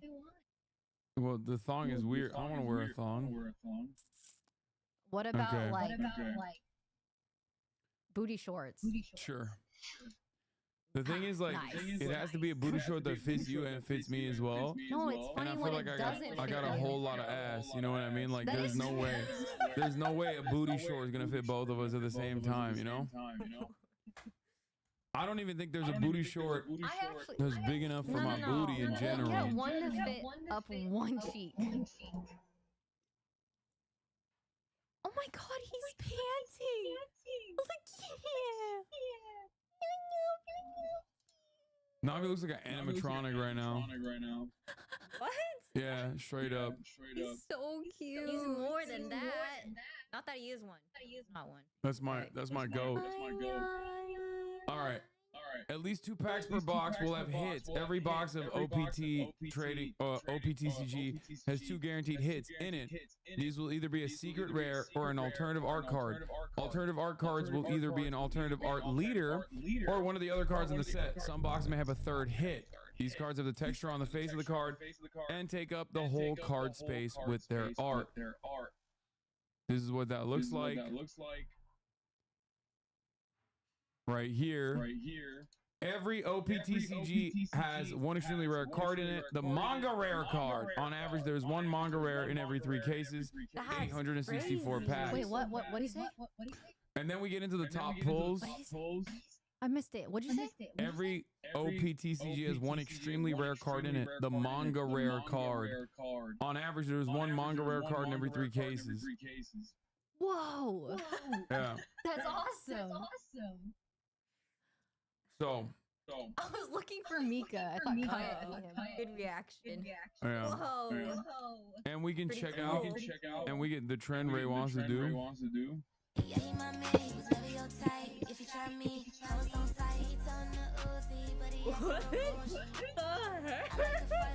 Okay, yeah.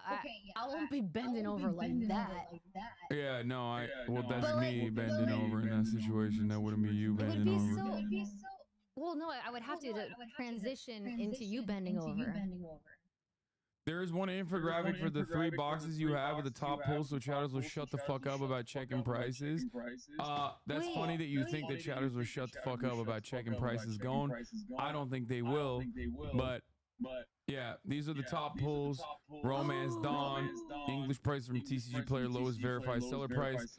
Number 1 is Manga Shanks at $1,398. Number 2 is Doflamingo, an AA leader, an African American leader, at $249. Why are you looking at me like that?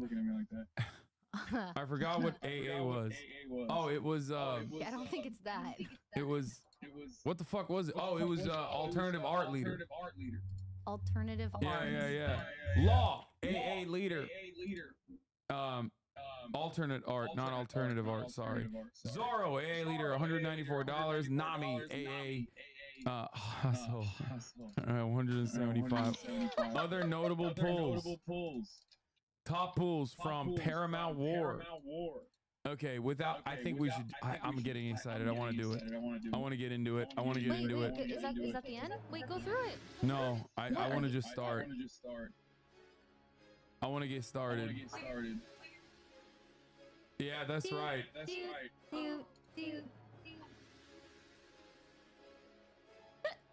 Okay. Ladies and gentlemen. What are you doing back there? He's watering Nobby. She's watering like a plant? She's watering him. Bro, DoorDash some sleeves? No, it's fine. Wait. I'll get sleeves after. We should order sleeves. Yeah, so it's folding because of the air. We have 3 boxes. Right here we have Paramount War. So wait, which is the least rare box? We should open that one first. Yeah, exactly. Smart. Poe will copy strike like crazy. This isn't like an actual. This is no copyright. For the record. This song is a different version of the remix. Yeah. Romance Dawn. 1-piece card game. 12 cards per pack. 24 packs per box. Okay. Is this the? I think this is the most rare, right? The back of it is white. Some people say the back of it is supposed to be blue to be rare, I think, right? Romance Dawn is the most rare one. I think this is literally like $250 or something I saw at the